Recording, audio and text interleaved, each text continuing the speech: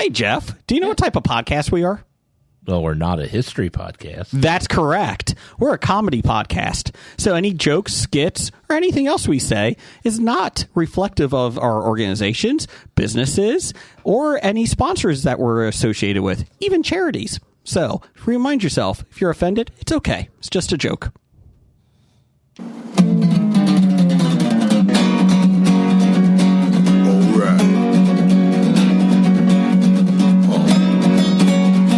Comic books, movies, growing up with Rokusuki. Superman before Zack Snyder ruined him. Michael Keaton was the best Batman, while Christian Bale was just deadpan. No one remembers the other ones. Princess Leia in bikinis and Transformer Lamborghinis. Please don't let Shia LaBeouf ever act again. Please, God, no. Remembering tales from the crypt, back when Michael Bay wrote good scripts. He wrote the All scripts. right here is no mystery. It's the history of bad. It's bad. It's the history of bad. So bad. It's the history of bad ideas. It's the history of bad. It's bad. It's the history of bad. So bad. It's the history of bad ideas. Podcast. Welcome to the History of Bad Ideas, episode number 622. I'm Jason. I'm Jeff. I'm Jim. I'm Brian. Hey! The crew's all here. So, welcome everybody. Jeff's in a great mood because it was nice winter weather out there. No, I was not in a great mood. It is I a had nice, to wear long pants. cold 38 degrees, so that's wonderful. It was 28 degrees this morning going to work. Yes, it was. Yes, it was. It snowed yesterday in Cincinnati in the Natty, and it's been great. It's been great. No, You just called it the Natty. Yes. that means anything. His opinion doesn't matter. I think so. Can I say what my aunt used to say back in the day? Cincinnati. Oh, yeah, old people said that. I don't Oh my God, understand. I hated that. That was just an accent thing. That's a pet peeve of mine. Don't tease it too much. Do they do that a lot in TV and or films? Yes. With our city? Yes. Maybe. In Missouri. When they went down Devil's Backbone for 16 hours, they did say that a lot. So, yeah. So, welcome everybody. Jim, how you doing? I'm doing pretty good. Good. Brian, good. Better than I was at any point over the last week. You had a little sickness going. I did have a medical emergency that landed me in the hospital for almost 4 days. Yes. The sickness. We were talking about it off air. Do you think it's because of my singing? That didn't help. Okay. It didn't hurt. No, it hurt. Oh, okay. He tried to forget about what he was going on for a while and tried to listen to some old podcasts. Uh-huh. And then when you started singing, he just continually started throwing up. Gummy bear. We told you no. Sorry. I'll be good this week. Ish. Yeah. So but I'm starting to feel somewhat better. So yeah. Did you lose a lot of weight in the hospital? I did roughly 10 pounds. Yeah. It's a good number. I think when I was in for a couple days, it was 7, 8, or 8 pounds. Mm-hmm. Yeah. Yeah, it was. I mean, chicken broth is really good. Let me tell you. Oh, so you actually got to eat something. Eventually, yeah. Yeah, I had. So once I got cleared for liquids, they gave me the list and they gave me full liquid. So the very first thing that I had in over 48 hours was I had pudding. Oh. And then Did you have Jell-O? Because I was a fan of the red Jell-O. I didn't order any Jell-O. I had some. They had fruit ice, so lemon ice, and Yeah. I did. Oh, have I like that. The lemon ice was good. The first one was good, but then they made some of my blood work, my sugar had dropped substantially. So the nurse made me drink apple cran juice, eat a thing of ice cream, Gummy bears? And then, well, The Jolly Rancher gummies? I wish. This guy needs Jolly Rancher gummies. Stat! Get them in here! I asked someone if they could bring them to me. Those are like they have healing properties. Nobody believed me. They do. I told them, and they were like, "No, you're not a doctor." But I told them I stayed at a Holiday Inn Express, and No, but my wife is Dr. Dana. That's true. And I'm good friends with Dr. Bednar. You guys know him. He's the love doctor. so like within like a 20-minute period, like I had to have all of this stuff to try to bounce my sugar back up, and it made me like even sicker because it was just so much sugar, and that's literally all I had. And so like I got There's 48 sugar packets. Yeah, I mean, could they just bring in a sugar dish and a spoon? I would be fine with that. Ma'am, nurse, I appreciate this, but I actually have to have a base of Oreos first and then go to the sugar. Look, I know my macros, and this isn't helping. They just couldn't bring you like 4 like packages of Fun Dip. No. Oh, God, that stuff is awful. That stuff is lovely. No. I also asked for 30 packets of ketchup. Okay, Frankenstein. And then, she didn't seem to get that reference either. Did you say, don't you know who I am? I'm on a podcast. You know, I didn't say that. A semi-popular podcast. A fun story. Prolific podcast. There you go. Cincinnati's most prolific entertainment podcast. That's right. So I was when I was in the emergency room waiting for my room to upstairs to be ready. Like the girl that my transporter came down and she came to get me. Jason Statham? No, it was not Jason Statham. Oh, okay. He's busy beating up sharks or bees. Punch or shock. Don't do that. A punch to bee. So she came down and she's like, "Hey, like, just want to let you know your room's ready." And she's like, I'm not sure like how you did this or like who you know, if you know anybody here, but she's like, you got a really nice room. And I was like, okay. Were you at Christ? Yeah. Were you in like with the heart or the joint and spine stuff? Yeah. So, those rooms are awesome. So like on the way up, she was like, she's like, where you're going? She's like, we have people that are like coming here and then like they request to stay in these rooms. Like, because they think that they can do that. They think that this is a hotel, and they want a nice room. And she was like, she's like, I don't mind telling them that's too bad. Yeah. And I'm sorry that you have to try to feel better around all of us poor people. But she was like, but so we get up to the room, and it's literally like midway up it, like, so like I could see like all the way up the Ohio River. I could see all of downtown. Like, I mean, it was a gorgeous view. And I told her, I was like, they're going to regret giving someone like me this room because they're wasting it on me. I don't deserve this. And then she's like, and she you was do like, deserve it because you are Cincinnati's most prolific podcast. So I will tell you, Jim called in a favor. Well, I think at that point they knew who Erica was. She used to work there. I think she behind the scenes pulled some strings and like it was not me. It made was a call all or Dr. two. Dana. And I will obviously have professed to her, but she rallied everything from 6 hours away, got everything handled, outside life handled, and loaded up and got home, got back, within a day. Mm-hmm. And then she was there, the rest of the time, and she's very conscious about not, when like we're in the hospital, about not working, so to speak, because there's nothing more that healthcare workers hate is taking care of other healthcare workers who are like, oh yeah, I know, I'm a nurse, or something like that. Like, don't you know who? Yeah. So like she makes sure, but like she also knows the right questions to ask, the right things to look for, and like, how to get stuff done without being a menace. Yeah. And like when they were discharging me, we were going over like aftercare stuff, and the guy, my nurse, Grant, looked at Erica and he was like, are you a nurse by chance? He's like, we all kind of felt like it, but like, because you never said anything, like we weren't sure, but like we all kind of had our, like we all kind of felt like you were, and he was like, so thanks for not like telling us that you were a nurse, because like we don't like nobody wants to deal with it. She's like, I'm not a nurse. I'm a doctor. Was it weird having Dr. Bednar come in? You know, and I know, I mean, like, He's here to check your love levels. Your love levels are coming back strong. You know, he did. They told me he stopped by. But you were on Dilaudid. I was in a nice Dilaudid trance. Well, that's funny because you and Dr. Dana actually were playing Love Connection with him.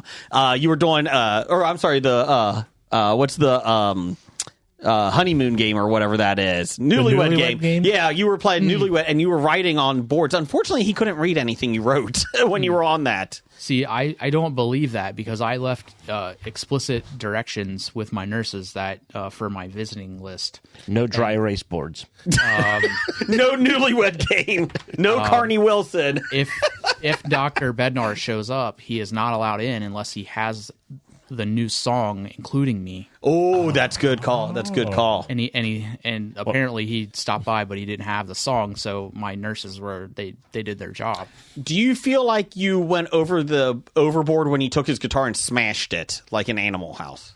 At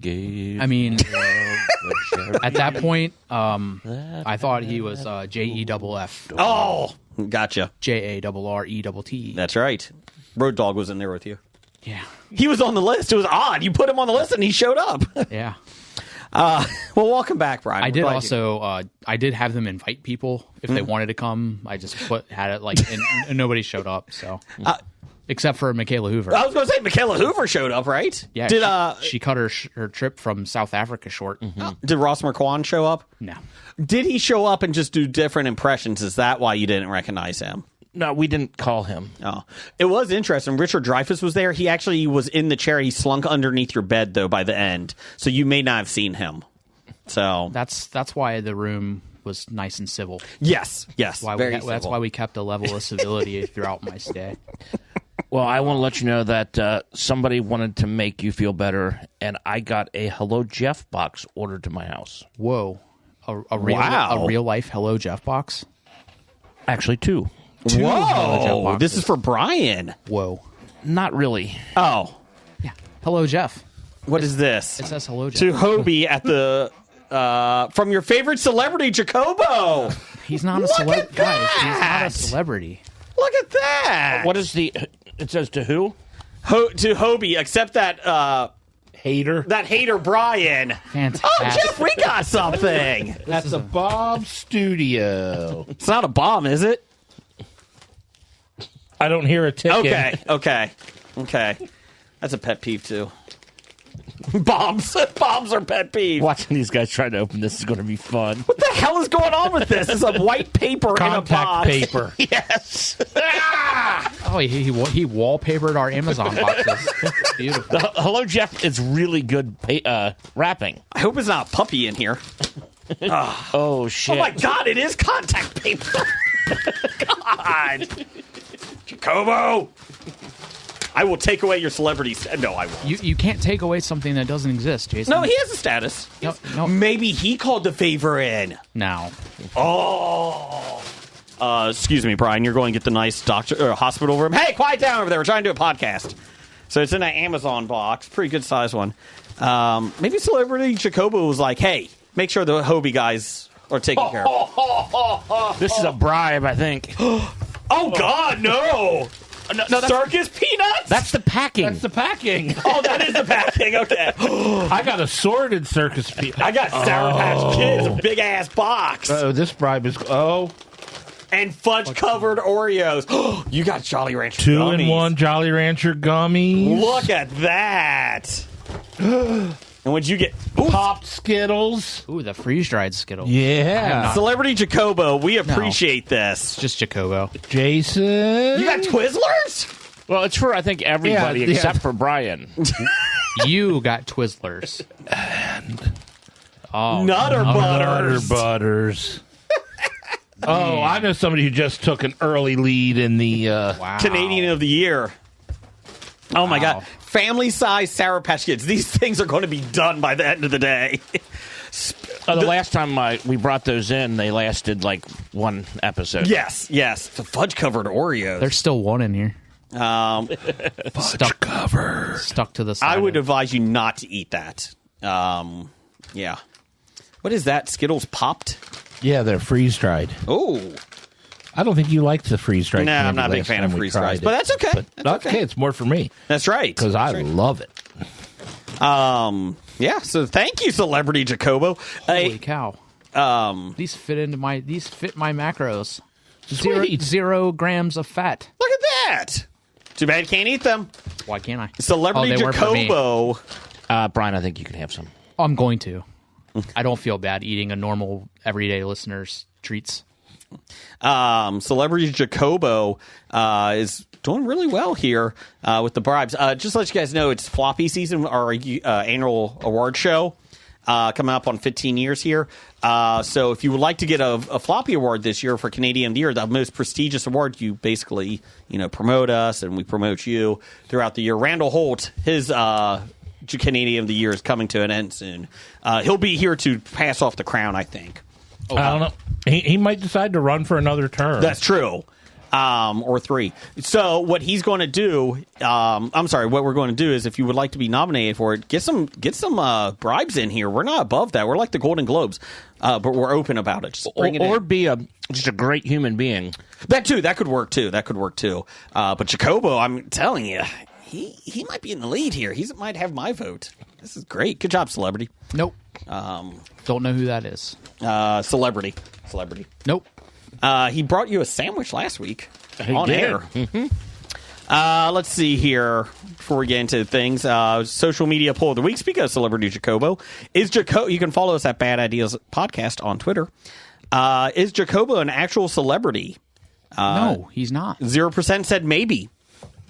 16.7% said no, I thought, but maybe. Yeah, so no, but yes. Yeah, no, but yes. Sorry. 33% said yes, and 50% said yes, just to spite Brian. I'm sorry, we can't return this. You said spite already. Sorry. How do you feel about that? How do I feel about what? He's now a celebrity. It's official. Change approved on Twitter. No, that doesn't mean anything. Anyways. I don't feel anything about it. He is not anything but who he is. Who he is, as I know him, is Jacobo. He listens just like everyone else that listens. He's no better or... He puts his pants on one leg at a time? Yes. The difference is he makes gold records, though, when he does. He's Bruce Dickinson? Yes. I think somebody's getting murdered upstairs. Jeez, oh, Pete. Don't they know they're not allowed to get murdered Tuesday nights between we're 8 busy. and 11? Yeah, we're busy. Yeah, what are you guys doing here? Yeah. I did watch Welcome to Derry, 3rd episode. I'm all caught up. Whoa, is it a good series? I know people have talked about the CGI is not the greatest, especially in this episode, like the ending. The CGI was not great, but man, is it good. I am highly recommending it.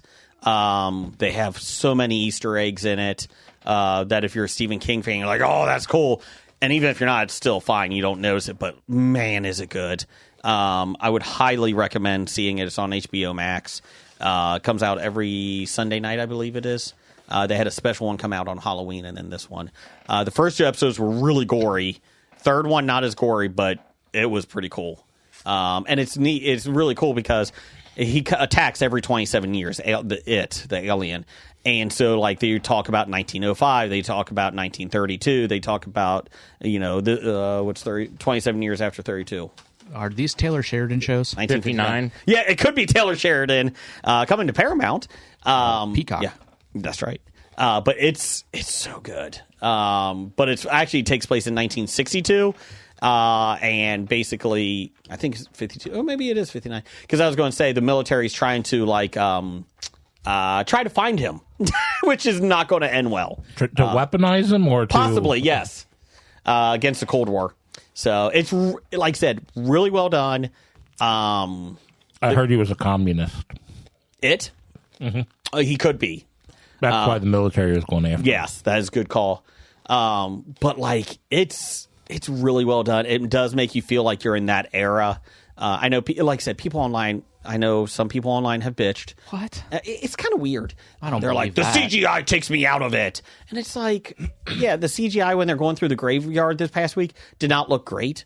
But who cares? They're also purposefully doing that to make it But look it's better, as authentic as but possible. it probably is better than 1960s CGI when it actually takes place. Correct. And they're like, oh, it was too Scooby-Doo-like. It's like, yeah, that was kind of the point. They're 4 kids running away from it. Like, it is kind of like that. And then you go to, like, the military base. It's a different type of look to it. They were running away from him. Did they show the long hallway with doors down either end? Same where exact they just came gravestones. Same running? exact gravestones. They, Yep. they ran into one door and out the other, Yep. and then They hid Pennywise behind came gravestones, in came and- back out. Yep. And then halfway through, it went, where are they? So is it 62? So is Jake Epping character come through yet?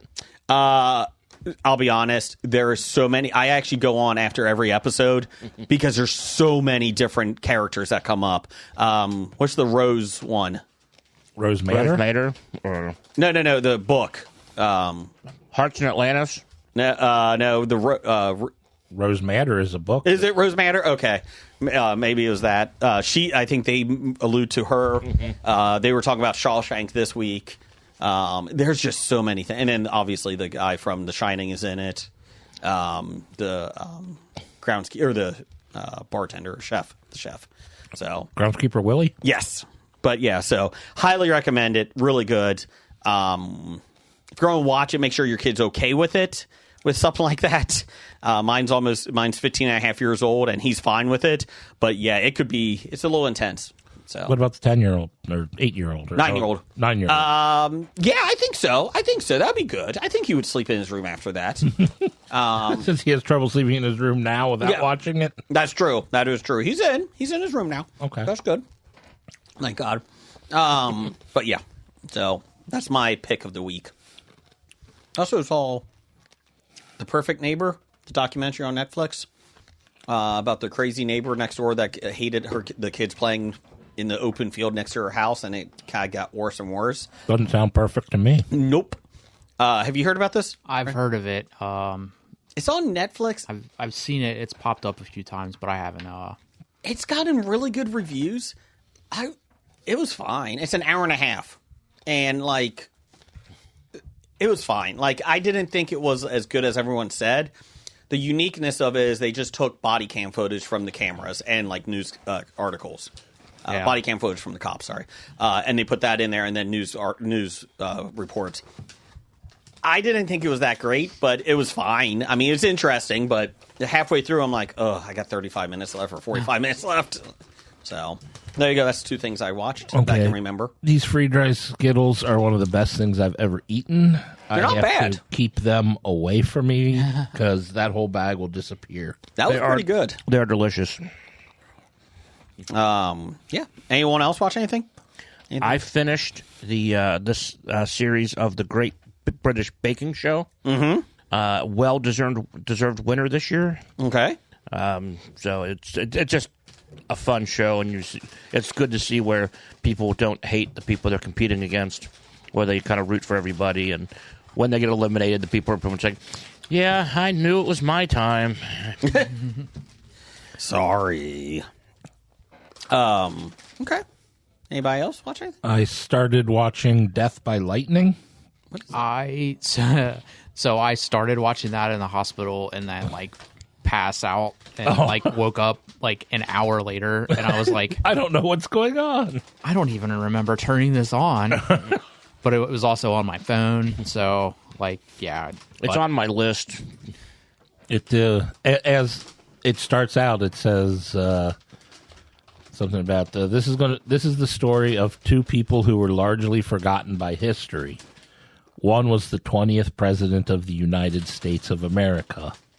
The other was the man who shot him.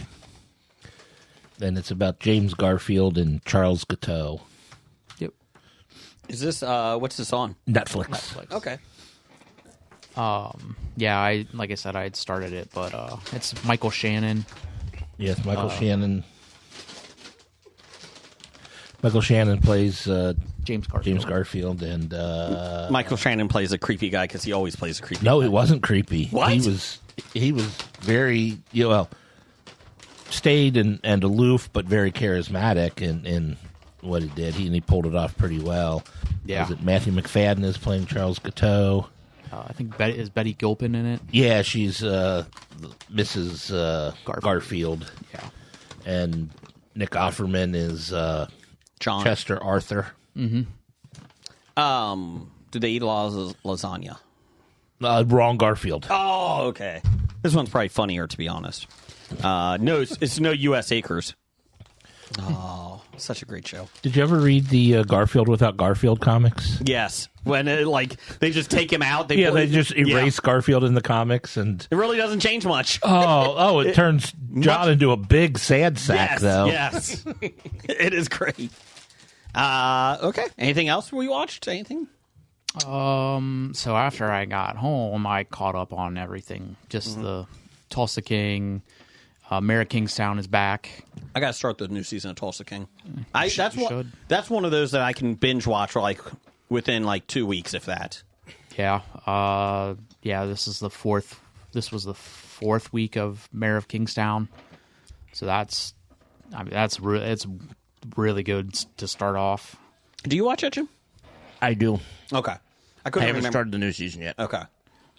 The Fire Country, Sheriff Country, both are Fire Country, and I've said this before, but it's slowly starting to just go by the wayside. Yeah, and it might actually be talked about later. Okay. In the show, but and then what did I watch? I watched a movie, and I can't remember what it was. It was that good. I'll find it. Okay. Airplane? No, it wasn't Airplane. The movie from 1980. Yeah. I was taking a guess. Oh, okay. And I caught up on Bailin' Out Loud. Okay. Have you started this season? I just watched a little bit of it. Nah. Joe Biden did meth in my basement. Is that what she says in it? So yeah, because she has Tourette's. Yeah, so she associates her tics are associated with things during the last presidential election, she got fixated on Joe Biden. So every episode, she makes some obscure Joe Biden thing reference or it's part of her. It's a tic that she has it, but it'll just be out of nowhere Joe Biden buried in my backyard. What the fuck? What? 1,000 points of light. I will tell you one thing that I noticed when I was flipping through my hospital room cable. Ridiculousness was on the entire time I was there. Well, yeah, they made 46 seasons. Every time I scrolled through the guide, it was not there. Yeah, so they canceled it, but it doesn't really matter. But they're still showing the reruns. It's like Jerry Springer. They show the reruns of Jerry Springer because they have so many episodes. Maury Povich, he retired years ago. Judge Judy retired. She unretired. Oh, did she? She has a show on, is it Paramount Plus? Oh, okay. She moved to a different network. Mm-hmm. Okay. Is it Judge Judy still? It's the Judith Scheidler show, I think. Oh, okay. Like that. Okay.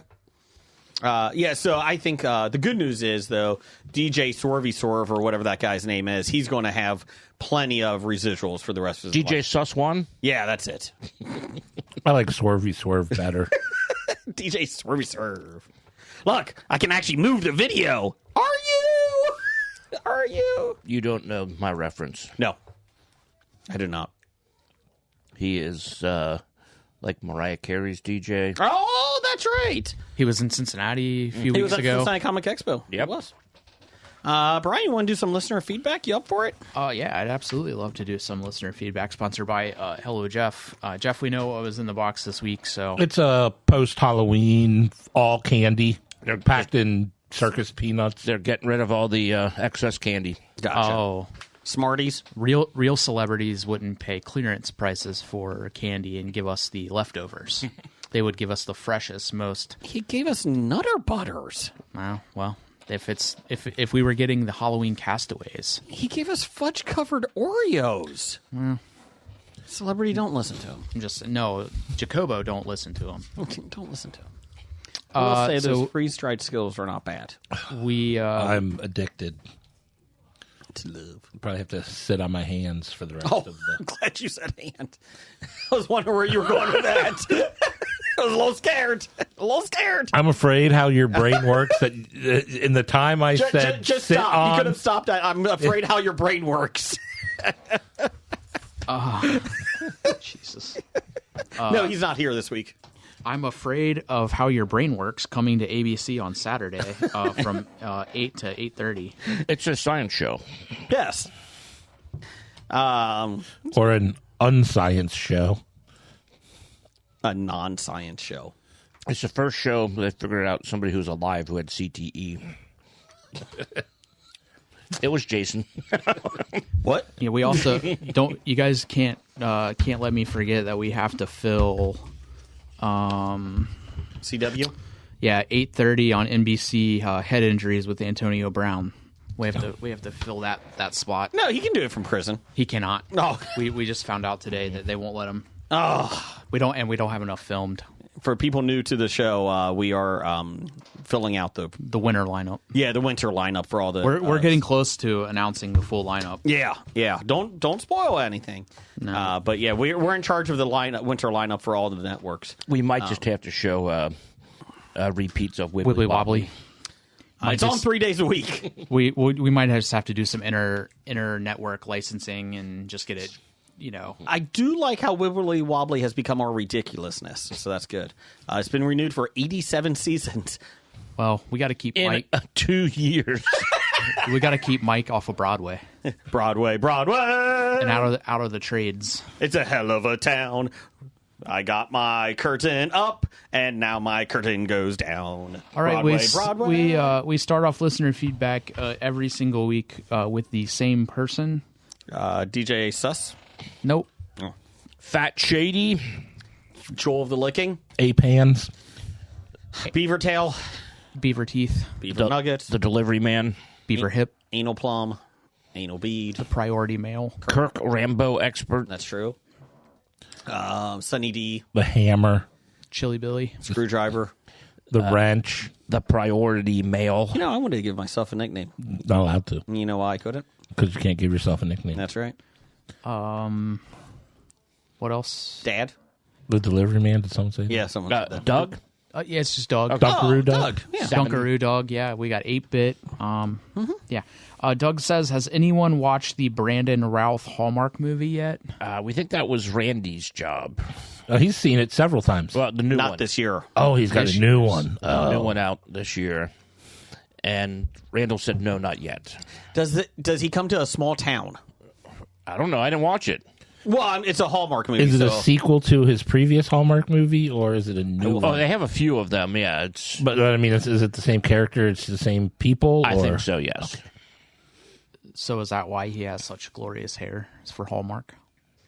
He is a Routh. very good-looking man. Brandon Routh is, yes. And a hell of a nice guy. He is too perfect. Yes. I'm gonna have to go digging into his past to see what's wrong with that guy. And there isn't. There isn't anything. I mean, there's something. It's got to be in there. Yes. So Brandon Routh has starred in the Hallmark movies The 9 Lives of Christmas, the sequel 9 Kittens of Christmas, and this year he stars in the new holiday film A Keller Christmas Vacation. So there you go. Routh plays a... Oh, no, what? It's about siblings that go on vacation.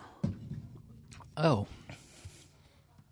Yeah. It actually looked good. And hijinks ensue. Yeah. So I'm all for it. Good job. Yeah.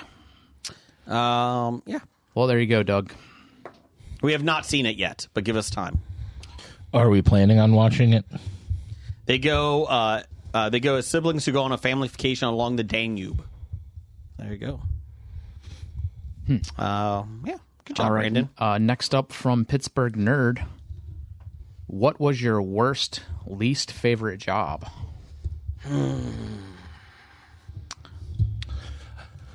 Pretty sure Jim knows my answer to this one. Sporting goods store? No. It was being a busser at a country club. Ooh. I don't see you working there. Oh, it was terrible. How long did you work there? Summer. Okay. A woman slapped his hand because he went to take someone's plate, and the only thing left was like the garnished lettuce from like chicken salad. And they slapped your hand? She slapped his hand. We're not done yet. Well, mind you, they tell you if someone's done, remove their plate. Yes. He was done. His mother wasn't.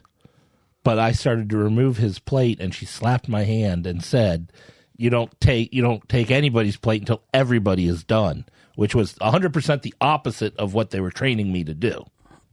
She seemed like a pleasant Yeah. woman. Those old women at the country club were not pleasant. No. And they don't tip. I got a shiny nickel for you. Old rich women don't tip. And That's why most they're like- old and rich. Most likely, they never worked a day in their life. Correct. They were just mean, nasty women. Mind you, there was like 3 or 4 that were a lot of fun. That would joke and were actually good people. But Not everybody was terrible, but there were enough terrible, and there were more terrible than non-terrible. Yeah, you have me at a country club. I'm good. I'm good. Okay. Brian? I'm trying to remember the name of the store. It used to be, they had one in Rookwood. It was between the Nike store and Shoe Carnival. Okay. It was a big place there. TJ Maxx. No, but it was like Drug that. Emporium. It was after Drug Emporium, Paper Street? No, that was never in Rookwood. Oh. It was like similar to like it was a Marshalls or something? yeah, but it was like God, I can never remember the name of the store. Steinmart. Yes, You're at 1000. Steinmart? I worked. That's like medical supplies, right? No. It's like an upscale TJ Maxx. Really? Yes. Okay. Like a high-end TJ Maxx. Okay. I don't see why Jason's laughing when I'm giving answers because all these stores were actually right there. Literally. I believe you. But I worked in the shoe department within Steinmart, so I was. okay. Yeah. That was Salesman. that was one of the. Were you Al Bundy? I didn't sell enough shoes to be Al Bundy. You know, you scored 3 touchdowns in one game one time. I thought it was 4. 4 touchdowns. Yeah, that was probably, and the only thing that I can equate to that job was that's where I was working during 9/11. Okay. Like I was driving to work. Yep. When I heard it over the radio. So that's what I associate. I got called into work early at a sporting goods store as a front end supervisor when 9/11 hit, and I'm like, I'm sorry, what? They're like, well, we think we may be busy today. I'm like, what? It's 9/11. It's 9 o'clock. They called me at like 8:30, 8:45. And it was after the second plane hit and all that. And they're like, yeah, it could be a busy day today. And I'm like, why? No one's leaving their houses. They shut down early. Yes!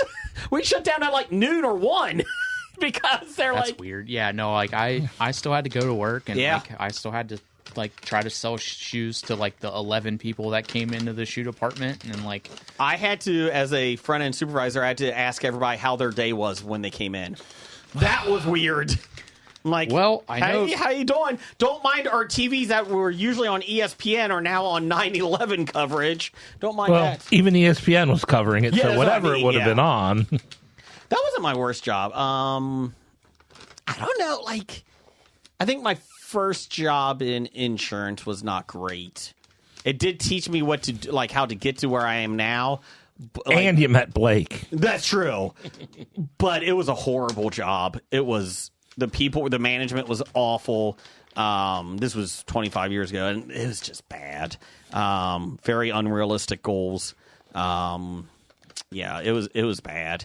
We gave you 13 claims a day. You need to go inspect 8 of them within 2 hours. Also, they're also 55 miles apart from each other. Have fun. Good luck out there. Yeah. Yeah, so that was probably my least favorite. I mean, again, it got me to where I am, and it did do a good foundation for my career. But Oh, that was a rough job. Jim? Outside sales. Yeah. It's just not for me. The company wasn't bad. The product wasn't bad, but having to go into these places and it's like, you need to buy this in a location I know that's never going to sell the product. Yeah. And then when you can't do it, you get kind of chewed out and everything. It's like, what do you expect me to do? I mean, it doesn't fit the market. But Can you buy them? Okay. Yeah, it's like Andy Bernard. I really got to stop buying paper.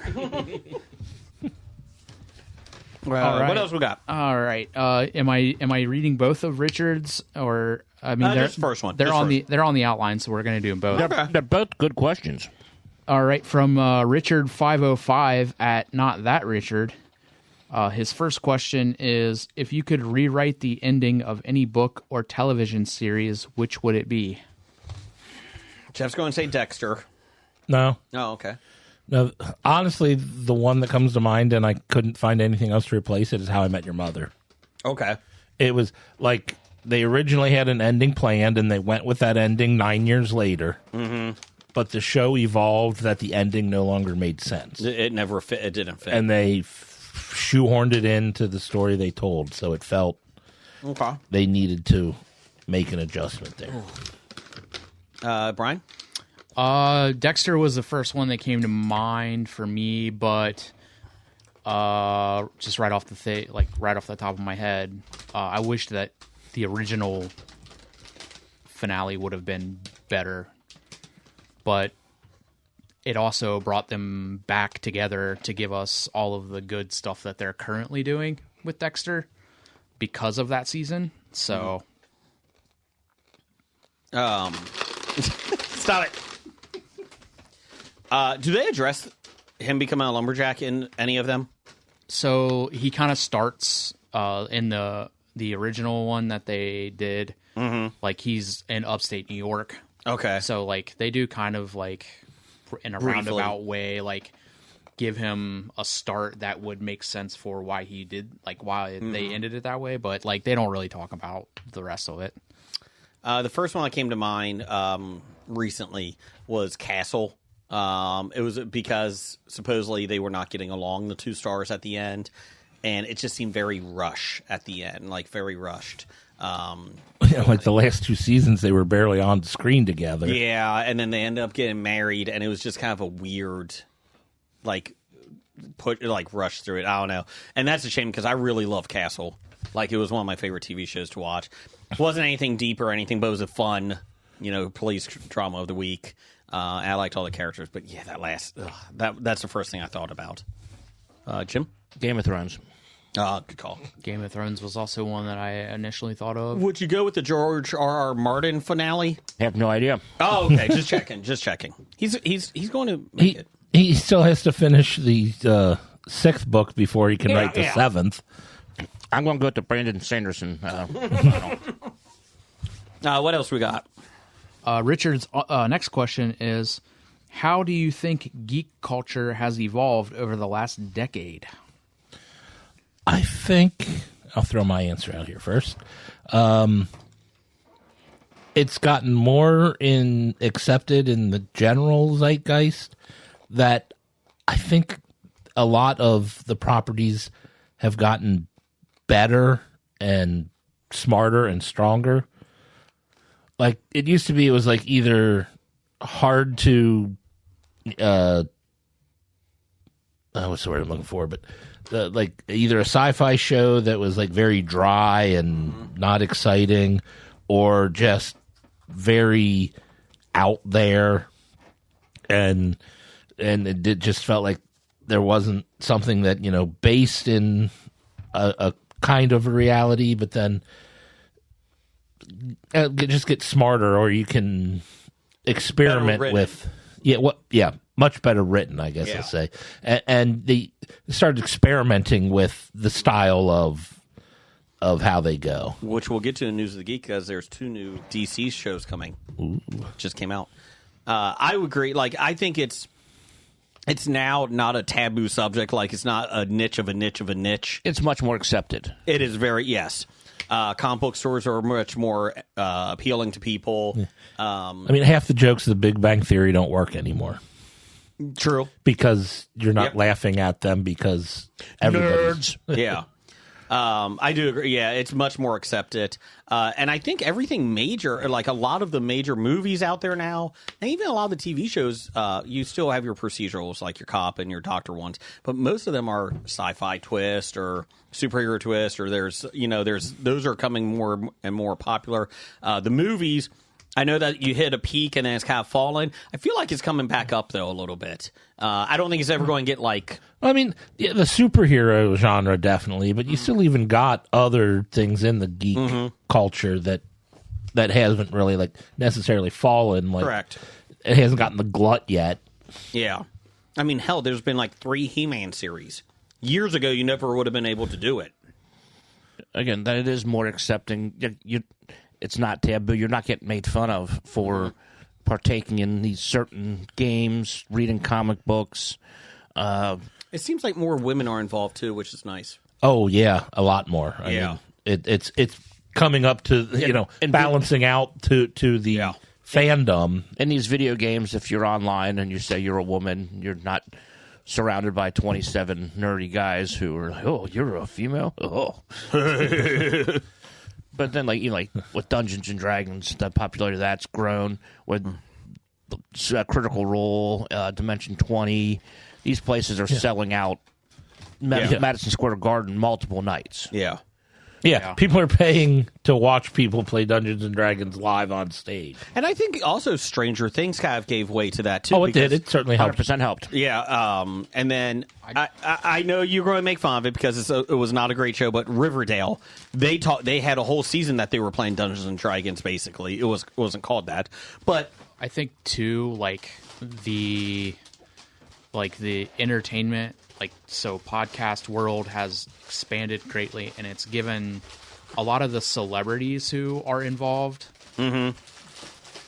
with these games, Matthew Lillard, Joe Manganiello, it's given them a different avenue to where they can explore that and they can put it out there for people, and it's really popular. and they're not afraid to talk about it. Yeah, so it's a whole new avenue for them. They're making money off of it, but it's also something that They love. they love, and now same with Freddie Prinze Jr. If you follow any of these people on Instagram, they're showing you behind the scenes of their setups and their game nights and stuff. Whereas Yeah. that was never nobody ever talked about that. Now Matthew Lillard just has a tabletop game coming out. I saw that. It's on Kickstarter. He's been running a company for about 6 years now. Yeah. Yeah. He's the one that came out with the alcohol, the liquor. Yes, the booze. Yeah. I mean, and I agree with you. It is a whole different atmosphere now. Another thing that I like, and we kind of hit on it, I think last week or the week before, it's there are a lot of creators and filmmakers and directors who are pulling source material from smaller independent comic books and Yes. turning them into so they're not just part of the let's grab something from 25 years ago and remake it. Yeah. They're pulling from stuff that they like, Yeah. or that they're from that they want to expand on or explore. Outside of the absolute DC line that I get, that I have in my pool, most of my stuff is independent. Yeah. It's a better, they have more freedom, obviously. They can tell their story and wrap it up and then start a new season. Yeah. Bug Wars wrapped up their 6-issue season 1. New season starts in January. Right. It's this is great. Yeah. So I do like the independent ones have gotten a lot, Something That's Killing the Children is coming out. We talked about last week. Yep. So yeah, I like I said, I think it's the independent comics, and maybe I'm wrong, but it does seem like they are becoming more popular, and people go looking for those more. Well, yeah, it's just giving it's a different it's just different from the normal stuff that people, like I said, they're either most people aren't actually writing original things. It's easier to pull from something and say, let's just do this again. Yeah. Let's put our twist on this that's already been done. I think The Walking Dead had a lot to do with that too. Big time. That was that helped. that was a pop culture phenom for a while. Yeah. And not just comics. I mean, it just got people in the door for it. Yeah, I mean, like, obviously a zombie story was very niche in what it was, and it ended up appealing to a broader character, or a broader population than what normally would watch that. Sold those comics too late. What we're all talking about, I think I can draw like one event that really sparked all this, and that was the start of Hobie. It's true. Do you think Critical Role really took off when Brian and I guessed on that show? I missed that episode. Oh, you did? I did. It was good. That was when we beat it. Yeah, and they're like, we that can't was like episode 2. Yeah, they only The showed ones it. that weren't aired. Oh, They only showed it one time because they're like, these guys beat it. We can't do that again. That kind of defeats the purpose. They of were what the first 2 people that were written out of the show. Yeah. Lee Iacocca, stagecoach salesman, written out of the show. What else we got here? It's amazing that Matthew Mercer pretends like he doesn't even know who you are. I don't know who that is. He's dead to me. That's a two-way street. Next up from Steve at EILFM. everything I learned from movies. Steve says, have any of you seen Farscape? Has there been a hornier sci-fi show? I have not seen Farscape. Yeah, I can't answer that question. Well, I can't answer the second part of that question. I have seen the episode of Community when Paul F. Tompkins guest stars as a guy hitting on Abed in the bar by talking about Farscape for like all night. And so, I mean, yeah. I'll read a quote because it was great. And it's like, after a while, he's like, would you like to have gay sex with me? Like, no, thank you. What is wrong with you that you can sit here this whole time and never pick on the fact that a man is hitting on you? Oh, I actually did pick up on it after a while. And I really, really like talking about Farscape. That's from Community. Yeah. Jim, real quick, are you a Danger Mouse fan? I am. They're coming out with a video game of it. Nice. Sorry, just saw that. What else we got here? Anybody else have Farscape in sight? I do know that was one of the shows that it was popular in the niche market back in the day before geek culture took over. I know that people love it, but I've never seen it. I have not either. Next up from Randall Holt at RJ Holt 666. He's not evil. He's just handled that way like my brother. The reigning Canadian of the year says, That's true. If you could go back in time, I could turn back time. Thanks, Randy. if you could time travel and warn a celebrity about their death, possibly preventing it, who would you save? And warn a celebrity. Phil Hartman. Oh, that's a good one. First night off. Honestly, what goes through my head, unfortunately, are the people who died from suicide. And it's like, I would love Cobain. to reach out to a lot of the, It's not suicide. Down the hall in the conspiracy podcast called Crop Circles. but Chris Cornell or Robin Williams or Who's the Linkin Park guy? Chester Bennington. Chester Bennington. Yep. I mean, there's a lot of, and you would like to think that, oh, maybe if someone was able to reach out to them, it might change the thing. I don't know if it would or not. Yeah. So that's a tough one. So, one of the documentaries I was talking about, the death in apartment 306 or 603 or whatever, it was about a woman that supposedly killed herself in Philadelphia. She stabbed herself 22 times. And, there's always been suspicion on the fiance and all that stuff. But it's very interesting. Like, so her, not to go too far into it, but just to give you a mindset, like, they were talking like she's a teacher and a big blizzard was coming to Philly that day. Okay. So she drove home. They canceled school at 1 o'clock. She drove home, filled up her gas tank, and got home. She was dead by 5:30. Right. And I'm not saying that she did or did not commit suicide, but one of her friends is like, well, why would she fill up her gas tank and then go commit suicide? It's like, well, you know, from everything that I've read and that stuff, and again, I'm no expert, but like, and just from documentaries and that's not how it works. Like, they're not planning. Sometimes they don't plan that out. Like, it hits them at a certain time, and they're like, oh, shit, I can't do this anymore. I'm done. So I get it. Like, every family's always looking for answers, right? But it's very like, when people are like, well, they would never do that. They had kids, or, you know, they filled up a gas tank or something. It's like, that's not the mindset you're in. And to get into that mindset, I think is very difficult. And again, I'm not trying to solve the world's problem, but it's very like you said, Jeff. Could you have helped? Who knows? But yeah, I mean, I think it's such an interesting, like, just to see how they get to that point. But yeah, if that made sense. Like I said, I don't know, like my wife and I were watching that documentary. I'm like, but that's not how it works. Like, you want it to think that, right? Yeah. And I get it, but at the same time, it's not a you can't get into that mind because you're not there. Is my thought. But yes.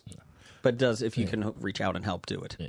But then, you know, barring, you know, probably won't be able to save that. And then you think of people, drug overdoses, and it's Chris Farley. Addiction, you know, would you be able to stop that? Yeah. Where I think something like, like you said, Phil Hartman, somebody who definitely is something that if known ahead of time could be taken care of, or people like car wrecks or accidents, definitely. Yeah. Who was the guy, the doctor from Star Trek, the film, the young guy? He was the Russian. Anton. Yeah. Anton Yelchin. Yeah. Yep. That guy had so much talent. Yeah. He was in so many different films, and he just, man. I was watching one on Tubi, a horror movie, a couple days ago, or like 2 weeks ago, and he was in it. And I was like, oh, shit, he is, like... It was obviously a long time ago, but it was just like, man, I forgot all about him. No, watching a rerun of like Criminal Minds, and he played, you know, a young kid or whatever, and it was like, damn, he was pretty good in that. I mean, selfishly, the other one for me for wrestling would be Eddie Guerrero. Man, that guy had everything. Brian? Just kind of thinking like similar along the lines of like, yeah, the you know, people who commit suicide, but like Heath Ledger. Oh, yeah. Stay away from the Mm-hmm. Olsen twins. Oh, gee. Allegedly. Like Philip Seymour Hoffman. Yeah. Oh, yeah. Philip Seymour Hoffman, Chris Farley. Yeah. Poor Chris. But then then you think of like Chadwick Boseman. Yeah. Like, I don't know that I don't know, like within the scope of like Correct. the question, like we can't prevent it, like because he had prostate or he had like cancer, but like maybe. I mean, yeah. If we go back 10 years prior and say, get checked up every month. Yeah, go to the doctor every week and get, you know what I mean? So, I will say Black Panther 2, I've only seen it twice, and it's a great, beautiful film, but man, it felt like one long funeral, like the whole thing. It was tough to watch some of it, just because you're like depressed throughout the whole thing, but it is a great film. Brian, I know you haven't seen a lot of them. That's a good one to see. Have you seen the first one? I've seen some of it. I haven't seen all of it. I would recommend watching those two, just because it really does pay tribute to him, even though people were, People suck. Yeah. Then the other one that I think of is Steve Irwin. Came to mind. Oh, yeah. Oh. Yeah. Yeah. I forgot about that, too. Jeez. That would be another one where, like, hey, man, like, maybe just stay away from the stingrays today. That guy's pointy. Don't do that. Yeah. So. Don't do that. Jim, who do you got?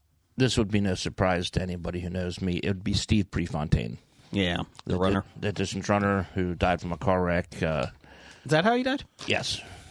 Was it his fault or somebody hit It him? was a single car wreck where he was most likely drunk.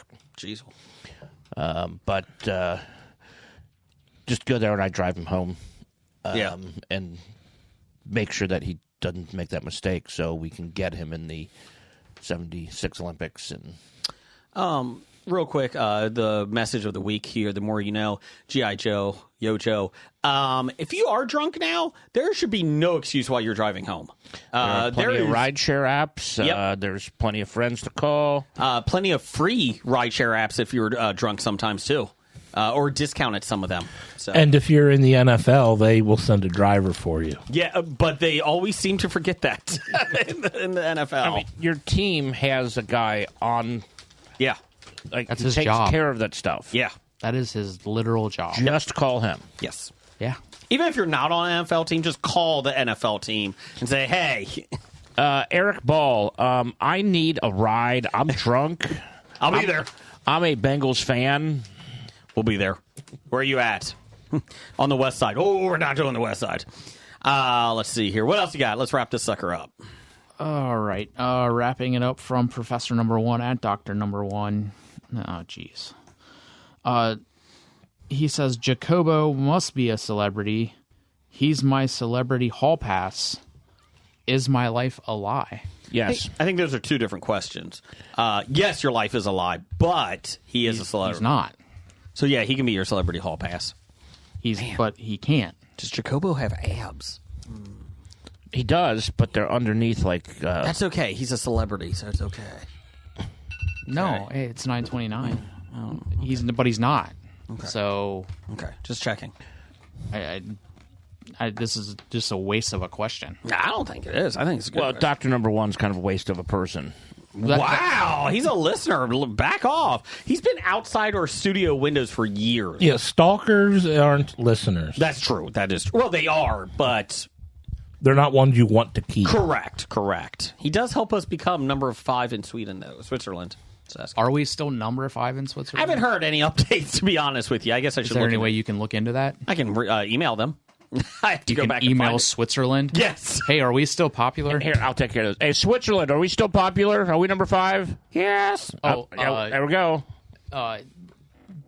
Side note, I got a new phone. Mm-hmm. I need the password for the email so I can get in and check that. If you want to give me that offline. We gotta remember. Or online. Let's see how fun this could be. If anybody out there knows the password to our hobiepod@gmail.com email address, See if I can find that for you. message us on Twitter and let us know what it is. Just send us an email with that, please.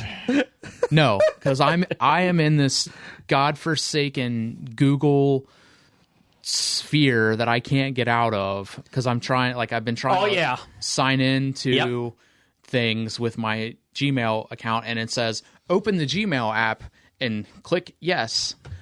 I can't sign into the Gmail app with this because you're telling me I have to sign into the Gmail app, and you're like asking for a prompt.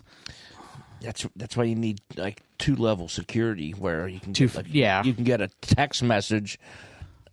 I've been in that circle of hell for Where Gmail, it's like- and it's awful. And it's like the only option that's like, and then like one of the options is like they'll send you a text, but they never let you do that because there are more secure ways for you to get into your account.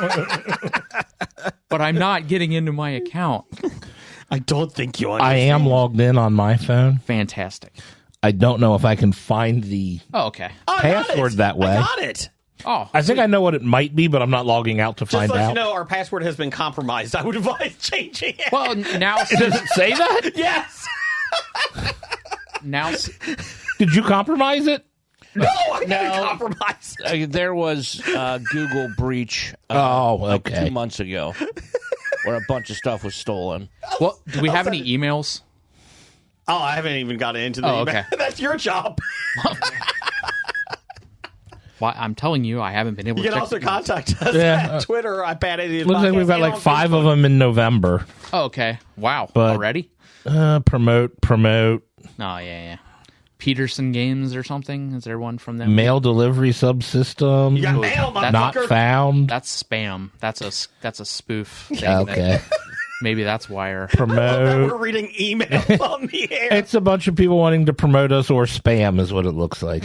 okay. Okay, yeah. We're number 5 in Switzerland. I don't know if I think we need to be promoted. Could you be number 4? No. I mean, we could. but could, but... Brian, I'll send this over to you. Okay.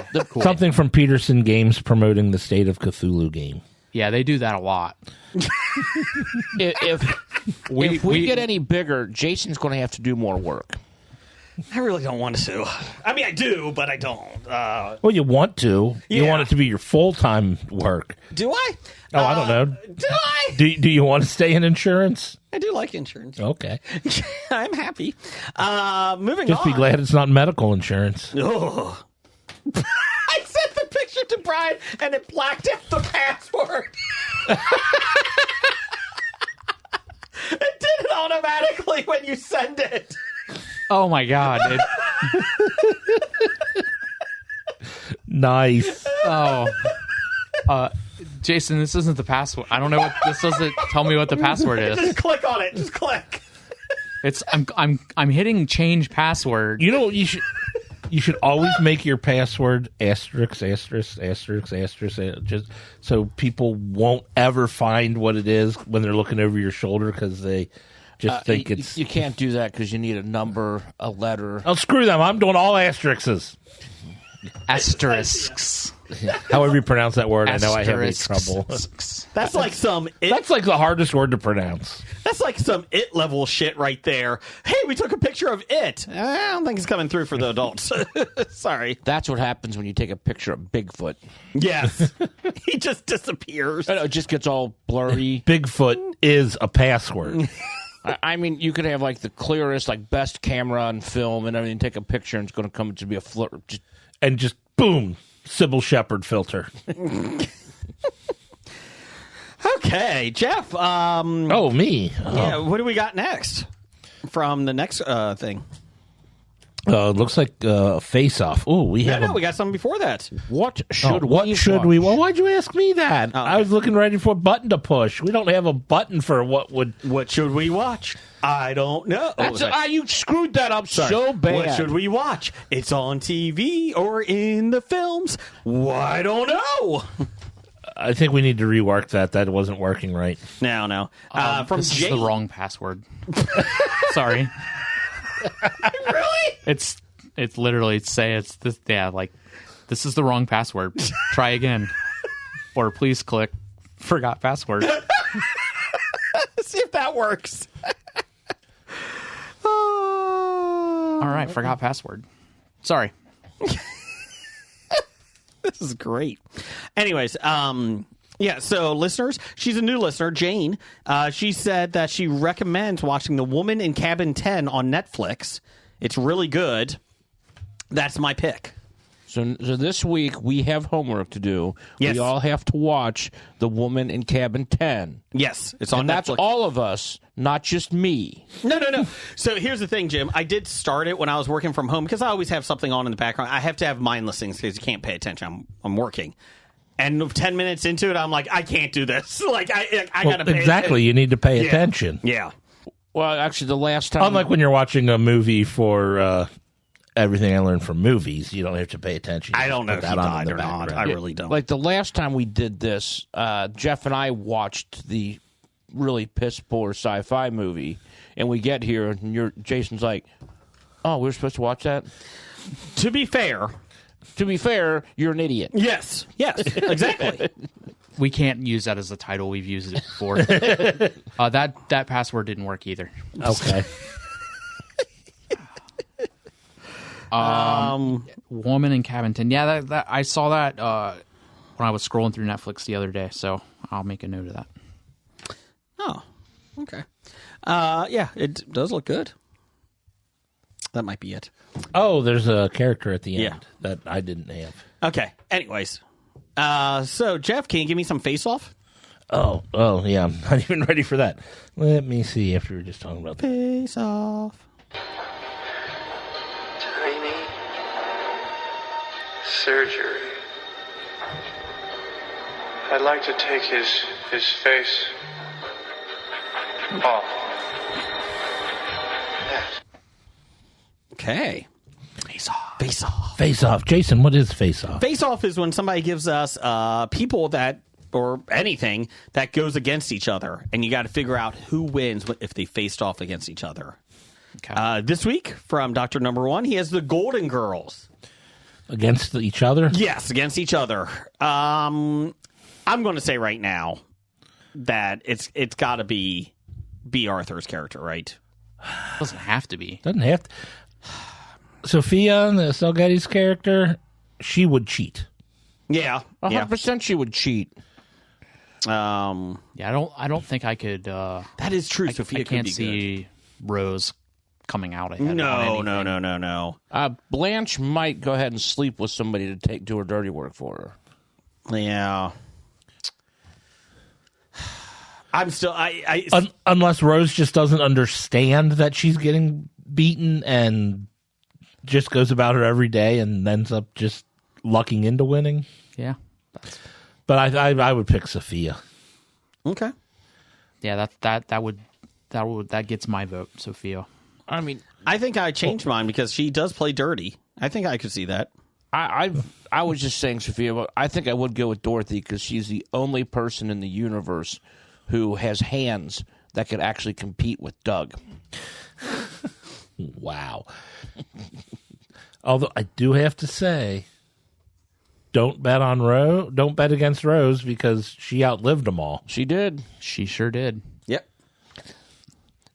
If we do like my bowling team, see, we have the ability when we put our names in for bowling, we can put pictures in.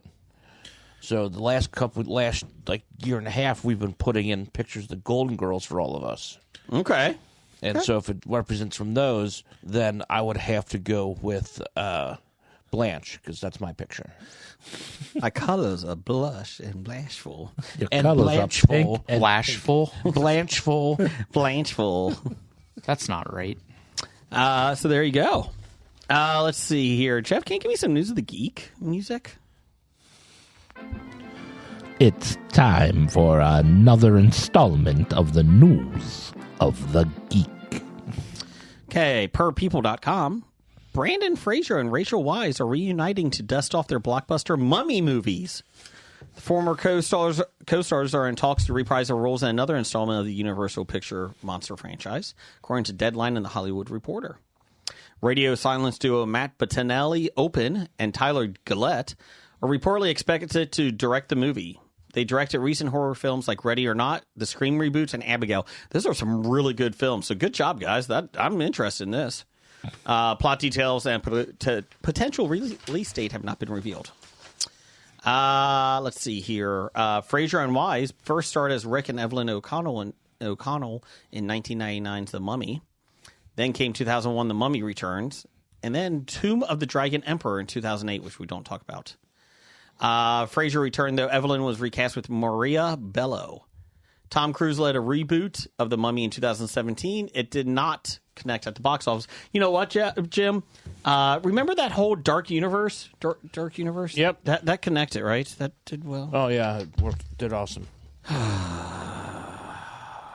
In 2022, Fraser, who won his first Oscar in 2023 for The Whale, told Variety that he thought Cruise's The Mummy was too much of a straight-ahead horror movie. The Mummy should be a thriller ride, not terrifying and scary. I know how difficult it is to pull it off. I tried to do it 3 times. Weisz told Net a Porter, that seems like a spam account, that she didn't expect The Mummy to continue to be popular among fans over 20 years later. It's beloved to me, too. I feel very much the same. When we were making it, we had no idea. We didn't know if it was going to even sell tickets. Everybody in The Mummy was brilliant, and it was just some alchemical thing in it that had charm, and charm is such a strange thing. It's either there or it isn't there. Yeah, this is one that when The Mummy came out, it pretty much surprised everybody because they did not expect it to do well, and it did very well. I enjoyed the Mummy movies. I have no issues with that. So, yeah. Any thoughts? So, yeah, they're going to get rid of the third one. They're not even going to mention it. So that's kind of fun. So they're just going to take the first 2. But yeah, Brian, have you seen these films? I have, yeah. Do you like them? Yeah. Indifferent, honestly. Like, I like the first one. First one's fun. It was really good. Yeah. And then whatever they did with The Rock, that was rough. That was rough.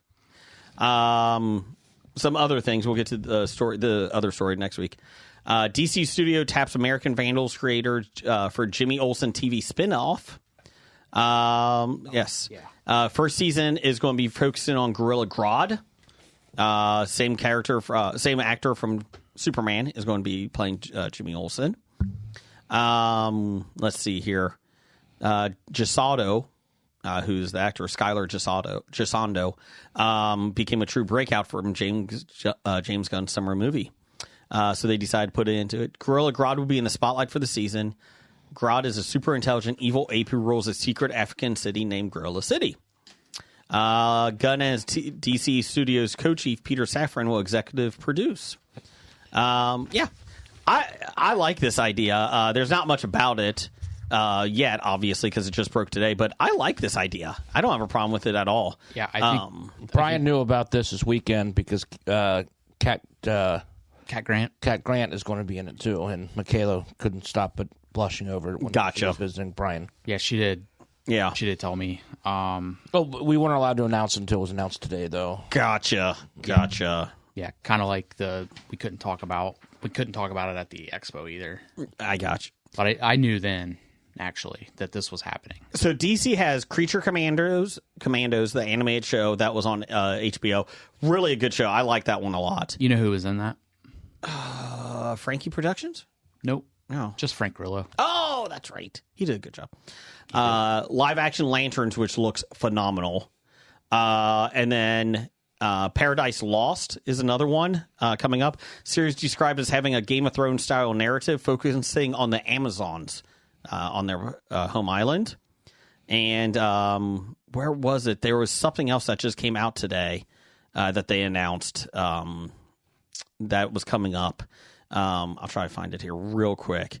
V for Vendetta is also doing a TV series too for HBO Max, not DC, but V for Vendetta, one of my favorite films. So I'm excited about that. I'm very excited about that, and I recently just started reading that. Okay. The graphic novel of that. I got that one. That's good. One. Yeah. So there you go. Anybody else? Let's see here. Jeff, you got some box office news and world reports coming up? If you want me to, I can push a button. Do it. It's time for Box Office Bombs. Fantastic week in movies. Per 411mania.com, Tron Ares closed out of the top 10 with 1.8 million.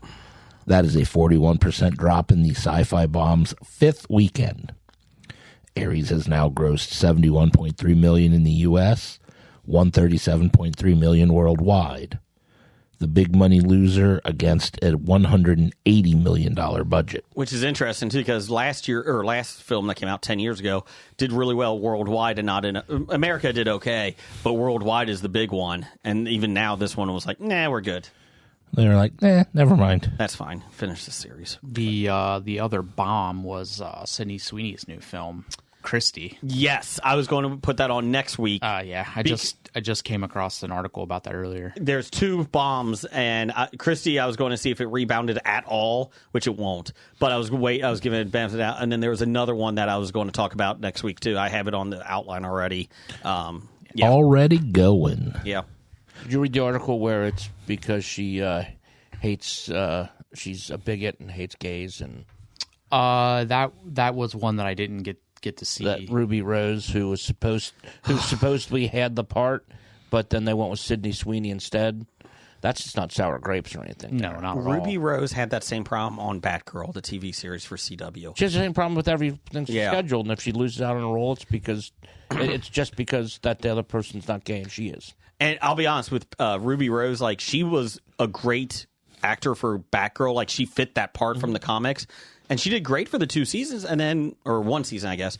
And then it's like, oh my god, yeah, there was issues. She was good in Orange Is the New Black for like 6 episodes, 6 or 8 episodes. Yeah, and I always liked The Fifth Element. She in that? Oh, I think the one Ruby Rose running around that movie. I think that was Chris Tucker. That's not who we're talking about? Yes, that's who we're talking about. Why am I here? Why? No, she was upset that Chris Tucker got that role. She was also really good in John Wick 3. She was in that. I haven't had problems with stuff that she's done, but but every time she doesn't get something, it's She makes us. Yeah. Sorry, Jeff. Go ahead.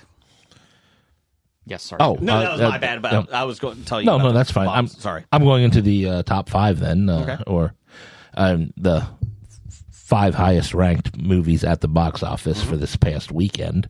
And number 1 was Predator: Badlands, making $40 million in its opening weekend, $80 million worldwide on a $105 million budget. It was expected to do 20 to 25 million. It did more. It's getting the second best review from critics and fans since the original. Even better than Prey, huh? Yeah. Ooh. And I believe it's the same guy that did Prey that's doing this one. I think it is. And it's the first PG-13 one, I think. So fans were like, this isn't my Predator. It's like, oh my God. Fucking enjoy it. I get it. Like, we know. Okay? There's a whole big world of these aliens. Yeah, the thing is, you can still do a movie that tells the right story, just not shows the gore and just lets you imagine what's going on off screen. And again. And keep a rating. And honestly, your imagination is probably worse than what they would show you anyway. Well, and Predator is like, it's not the same Predator as in the first one, second one. Like they changed characters, obviously. And like... Oh, Schwarzenegger wasn't in all of them? No. Oh. Danny Glover was. But it was Getting like... too old for this shit. You're 42. I'm too retiring. So, yeah. I'm interested in this. I wasn't, and then I've heard nothing but great things about it, so now I'm kind of intrigued. Coming in at number 2, Regretting You made $7 million, a total of $39 million, or $70 worldwide, on a budget of $30 million. Okay. Coming in at number 3, Black Phone 2 made $5.5 million, a total of $70 million, or $120 million worldwide, on a budget of $30 million. That's how you do it. Yeah, you make an inexpensive horror film, and that's good. And it will make a lot of money at the box office. Number 4, Sarah's Oil made $5 million in its opening weekend on an unknown budget. Yeah, this is Zachary Levi. Zach Levi. Yeah, his compound. They actually said that his it's cult. It's not built yet.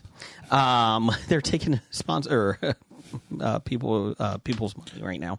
If you'd like to make an investment, they did say though that they're expecting this to hit around 10 million. They said it was kind of surprising, and this on Rotten Tomatoes has 99% freshness. The movie, and it's gotten 100 reviews, I think, or something like that. So it's done a really good job. Only 87 of those reviews are done by cultists. Correct. And coming in at number 5, Nuremberg made $4 million in its opening weekend on an unknown budget. Yeah, this is one I'd like to see. Yeah, big cast, just didn't do well. Actually, all those on the top 5, that's the one I would like to see over all the others. I saw on Instagram that this winner of the Great British Bake Off got invited to go to and walk the red carpet for the opening of Nuremberg, and as how excited they were on that it was kind of fun to see. What we got upcoming? Upcoming, we have Trap House. A DEA agent and his partner pursue thieves, their own rebellious teens who began robbing the cartel using their parents' tactics and classified intel. Okay. Sophia Lillis, Bobby Cannavale, Dave Bautista, Tony Dalton, Jack Champion. Yeah. Bobby Cannavale. And then next we will have The Running Man. I'm seeing this weekend with my oldest son. A man joins a game show in which contestants allowed to go anywhere in the world are pursued by hunters hired to kill them. We're back in. This is the next project by Glenn Powell. Then Yep. you have Edgar Wright. Edgar Wright, director. Amelia Jones, Josh Brolin, Lee Pace, Katie O'Brien, Coleman Domingo, William H. Macy, Michael Cera, David Zayas, James Lawson, Sean Hayes, Carl Glusman. Yeah. This is much closer to the book than the original film. Yes, it is. This looks fun. Well, now we know why he left Saturday Night Live. It has Martin Hurley in it. It looks like a fun movie. Is it going to be great? Probably not. But I think it's going to be very enjoyable. I'm excited that the pie maker is in it. Who's that? Lee Pace. Oh. He might bring people back Pushing from the Daisies? dead. Yep. What else we got? We have Arco.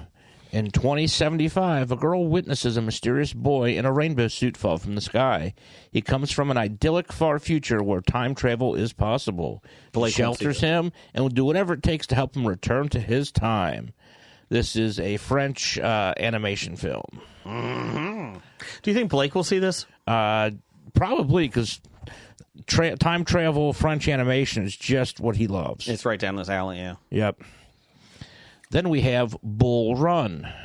In the wilds of Wall Street, one junior banker discovers that the only thing more dangerous than billion-dollar deals are the men signing them. This has Chris Diamantopoulos, Oh, that guy? Yeah, he's my favorite. Ashwin Gore, Tom Blythe, Helen Madison, Jay Moore. Jay Moore sighting. Yeah, he's not out of Hollywood yet. Yet. He's got shockingly, he has his own podcast. Then we have King Ivory. Based on extensive research with law enforcement, gangs, inmates, migrants, and addicts, an expose on fentanyl trafficking and its effect on all walks of life. This is uplifting. It has James Badge Dale, Ben Foster, Michael Mando, Rory Cochrane, Richie Coster, George Carroll, Graham Greene, Ben Foster. He Melissa was in Leo. Westworld 3, season 3. Ben, Don't know if he was in season 4. Ben Foster, I'm sure he plays somebody crazy in this. Because he does crazy real well. Yes. He didn't play a crazy guy in My Name is Earl, did he? Yes. Then we have the Remus Gang. Based, in fact, two Kentucky brothers go to work for Cincinnati's infamous bootlegger George Remus in the original Sin City of Newport, Kentucky. Ooh. Marshall R. Teague, Don Most, Deborah Lamb, Wham! Kadroisha Ona Carroll, Brooke Lewis Bellas, Rich Graff, Charles D. Clark. Donnie Most. Donnie Most. It's Don now. That's when you got to watch Donnie Most. Guys from the Smiths. Yeah. An old Family Guy. joke.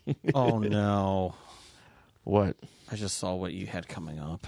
No, I didn't. That was something. Oh, thank God. Okay, sorry. Yeah. Then after that, we have The Carpenter's Son. Family hiding in Roman Egypt, son known as the Boy, doubts guardian the Carpenter, rebelling with mysterious powers. As he uses abilities, they face natural and divine horrors. That's when the horrors come to town. It is not a picture about Jesus. I need the high table. Did you know that? I don't know. The Carpenter is played by Nicolas Cage. Noah Jupe, FKA Twigs, Isla Johnston. But yeah, so Nicolas Cage's newest film. I'm sure Steve and Izzy have already seen it. I'm sure. Then we have Keeper. A romantic anniversary trip to a secluded cabin turns sinister when a dark presence reveals itself, forcing a couple to confront the property's haunting past. Starring Tatiana Maslany, Roastif Sutherland, Claire Friesen, Kristen Park, Aaron Boyes. So there is life after She-Hulk. So, then after that, we have The Things You Kill. Haunted by the suspicious death of his ailing mother, a university professor coerces his enigmatic gardener to execute a cold-blooded act of vengeance. Vengeance is mine.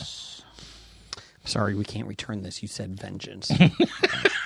This is a Turkish drama thriller. Just no actors that I recognize since I don't know Turkish cinema. Probably some names that are hard to pronounce for us, too. Come out, Jim. All the years that you've been saying the upcoming films, you're just not a big Turkish. You don't know Turkish I films. just don't know a lot about Turkish cinema. That's really odd. Yep. Yeah. Then we have Muzzle, City of Wolves. Haunted ex-K9 officer Jake's peaceful life is shattered when a gang brutally attacks his family. With new K9 partner Argos, he uncovers a drug ring, confronts corrupt officials, and fights inner demons while pursuing the criminals. Oh, that K9's killing somebody. This is a action drama horror mystery. Hey, Jeff, you've been K9'd. Oh, boo. I'm not writing that down for a title. No, that's in the show, in the movie. It has Aaron Eckhart in it. Oh, whoa. Aaron Eckhart sighting. Yes. Hollywood's not done with him yet. They'll never be done with him. Just because of Thank You for Smoking. Oh, that's a good one. I mean, he is actually good in The Dark Knight.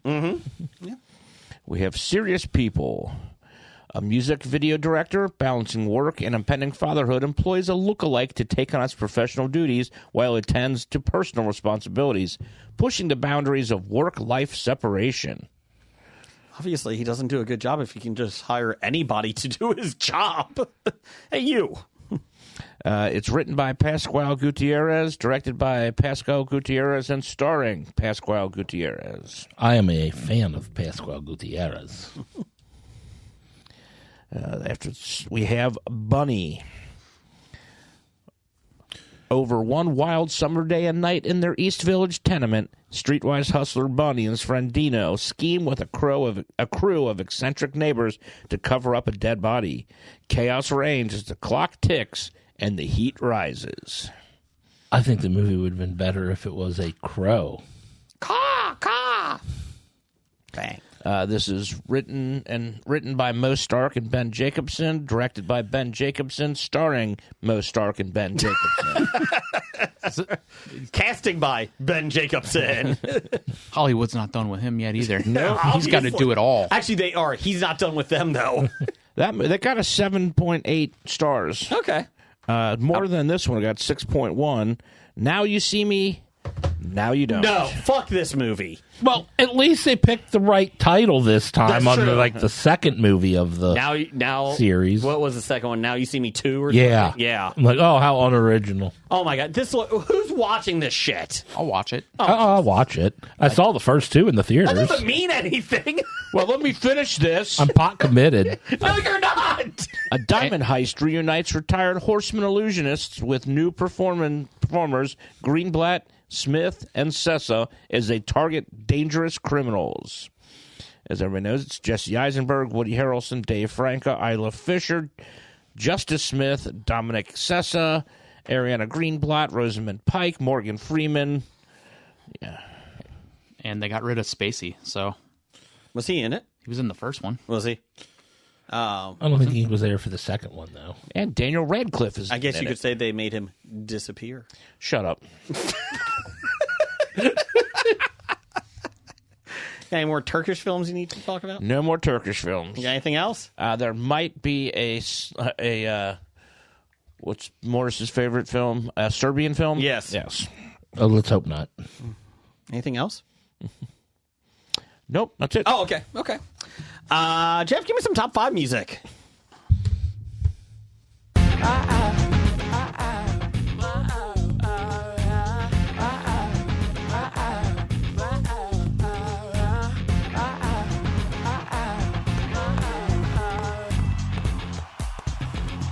Boy, oh boy, weren't they great. That's the Lobotomized Monkey, and now, the top 5. Top 5 this week is pet peeves in movies and television shows. We did something similar to this years ago. I know we did pet peeve. Yeah, and we did something similar, or maybe we just talked about it on a question, listener feedback. But it's always good to go back to like some of these general ones and just kind of see what's changed in that. So pet peeves in movies or television shows, things that just annoy you. My number 5 is a handheld camera that a person is holding. You look through it and it has the date, time, battery life, all that stuff. It really fucking annoys me. Okay. I just don't like it. I don't like it at all. It fucking takes me out of it. I know you're looking through the camera. I don't need to see all this shit. So there you go. Guess that's more old school because not many of them do handheld cameras anymore. But if it bothers you, though, this is your peeve. Jim? I'm going to go with that. Falling in love is always the happily ever after. When, they don't talk about what happens after that, when it ends in divorce and somebody has diarrhea. Somebody is... or at least tell you, you could live with them happily ever after, but it takes a lot of work and effort. And that falling in love is not the end-all, be-all of life. I like when they fall in love in like 2 days. That's what I mean. Yeah, it's like they meet each other and like, oh, we're in love, and then it's like that's called lust. Yeah. So. It's called infatuation. Stalk much? Number 5 for you, Brian. Number 5 for me are when like a show gets the technical things wrong. Like, and I mostly see this in like medical dramas. Also, doesn't help that I live with a real life medical professional. Is like, what are they doing? Like, they would never do that. But like, I mean, especially like shows that are been on for like Grey's Anatomy. Yeah, like Grey's Anatomy, and they hire people to supposedly like they should, but like they just to be fair, Grey's Anatomy. That hospital has more deaths of doctors and nurses than I've ever seen per time. It's like the Gotham City of nurses. To be fair, I mean, they only sleep with each other. That's true. That's true. The mortality rate at that hospital is 95%, and that's for employees. Is that how many people died or lived? I don't know. 95% of the employees have died. Are you trying to say St. Dennis isn't real? That was the other show that just came back that I started watching. I did too. Yeah, I liked it. I love it actually. I'm Hawaii time. And Scrubs is starting to tape January or February 2026. Yep. Mm-hmm. Jeff, number 5. My number 5 are child actors who grow up and can't act. Like, you're watching, they're cute when they're young. They get them to say some lines, and then the show goes on, and you realize they're not a good actor. And there's nothing you can do about it because they're already there. But I mean, like Brian Bonsai. He probably the ones that really got me were Modern Family. Oh, like Luke, Manny, and Lily. Okay, when they got older, when they were teenagers, like I thought. I forgot his name. The Manny, Rico Rodriguez. Like as a kid, he was good. And then he got into his teen years, and his acting ability went away. Lily was not great at all. No. Luke was okay. He was good as a kid, but when he got into his teen years... That's true. It's like when he was just the kid who just was the screw-up, that was funny. Then when he became close to an adult, it was like he's not even doing screwy-up things anymore, and he's just not good. They could just Family Matters it. Hey, remember those two people? They're gone. Nope, they're gone. My number. Sorry, your number 4. Yeah, we wrap back around. Sorry. Let's see. My number 4 is when those who shall not be named appear on the screen. Ever. Starts with a K. Yes, but they shall not be named. Yes, I gotcha. Did you see the latest? I haven't. I don't want to. One of them failed the bar. Yeah. Oh, I did see that. Imagine that. You failed the bar when you were relying on ChatGPT to give you answers when studying. Weird. To be fair, I think she was using Copilot. The Microsoft one. Yeah, even It still. doesn't matter. I know, I'm just kidding. Number 4 for you, Brian? Number 4 for me, I'm gonna go with. Typically, it's in it's on TV shows or sitcoms where, like someone who's just like an obvious shitty person, or they have a bad trait where they just kind of pass it off, or like they don't really like. It's just they just kind of they don't talk about it, but like it's painfully obvious, like they're shitty and what they're doing is shitty, but we're not going to talk about that because Zach Morris. Zach Morris is trash. That's a great example.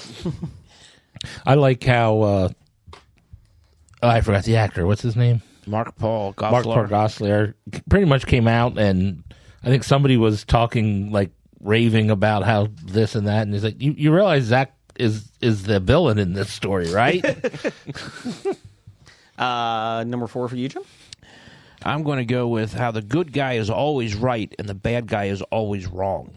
It's true. That there's no gray area, and Some of the best villains are the ones that feel like they're justified. it just makes it too simple and too easy when life and good stories are more complicated than that. I mean, Lex Luthor didn't do the greatest job in the new Superman film, but he has a point. Like, if this alien starts getting pissed off at people, who's going to stop him? So let's build a clone. Probably not the best thing. That's unstable and you can't control. Besides all that, though. Number 4 for me is no reloading of guns. Oh, my God. I hate that. It takes 10 seconds. Reload a gun. Or I have a shotgun. I'm shooting 86 times in a row. It's like, that annoys me. That is one thing that I do like about, even though like the John Wick films, like they are over the top, but like he reloads. He does, like he's very like aware of that, and like he'll ditch a gun and take the bad guy's gun, and yeah. Like an obvious thing in most action films where it's like, oh, I'm out of bullets. What do I do? Squid Game did that this season. Yeah. Like Dead guys with guns all over the place. Yeah. Squid Game did that the last 2 seasons. Like they were actually running out bullets, and it's like, oh shit. Yeah. My number 3. The cameras move too fast when they're doing fight scenes. Paul Greengrass. The Paul does this. Greengrass, yeah. Oh my God, I would love to watch the Bourne movies again, but I can't because their fight scenes were horrible. I want to know what's going on. I don't need a camera going back and forth. I want to know what the action is. You know what's twice as bad as that? What's that? Is seeing that in the theater in the second row. Oh yeah. Oh, second row. Oh. It's just, I don't understand it. It's like, oh, this Brian's doing an impression of when he was sitting in the second row, Looking cranking up. his neck back. And I was like, I was having to just go from one side of the screen to the other. like a tennis match. Yeah. Number 3 for you, Jim? The Deus Ex Machina. When at the very end of the story, something just comes in and saves them that was never talked about or was mentioned very early, but in passing. Not plausible. Yeah. Like the illustrator having a fatal heart attack and dying. But at least that's a funny way of doing it. I was making fun of it. Yeah. Number 3, Brian? Number 3 for me, when there are fights and no one gets hurt. It's just a knockdown play, and afterwards they're kind of like, "Oh, that was a good one, man." And they're like, there's maybe like a small cut on a guy's face, but these guys are punching each other and kicking each other for 30 minutes. Right. I'll separate the Peter and chicken fight because they can just keep. They could do that forever. But they're hurt when they are, do it. but they rip the chicken. Vin Diesel, you're going to get beaten up by The Rock. Not my contract. Okay, Rock, you're going to get beaten up. Not my contract. I mean, when Peter gets hurt, he sits on the ground holding his leg for minutes.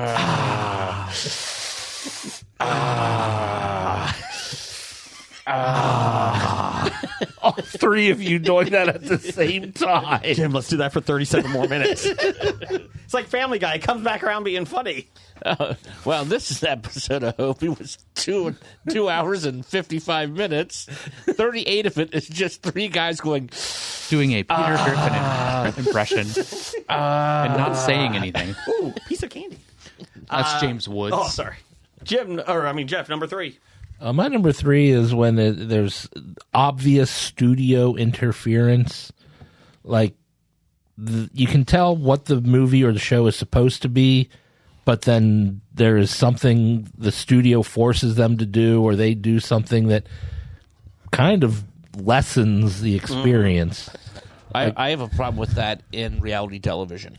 Oh, God, definitely reality television is terrible. They should never be setting it up so things fall one way or another in competition, reality competition. It's not even the it's what they tell people in the asides. Oh, yeah.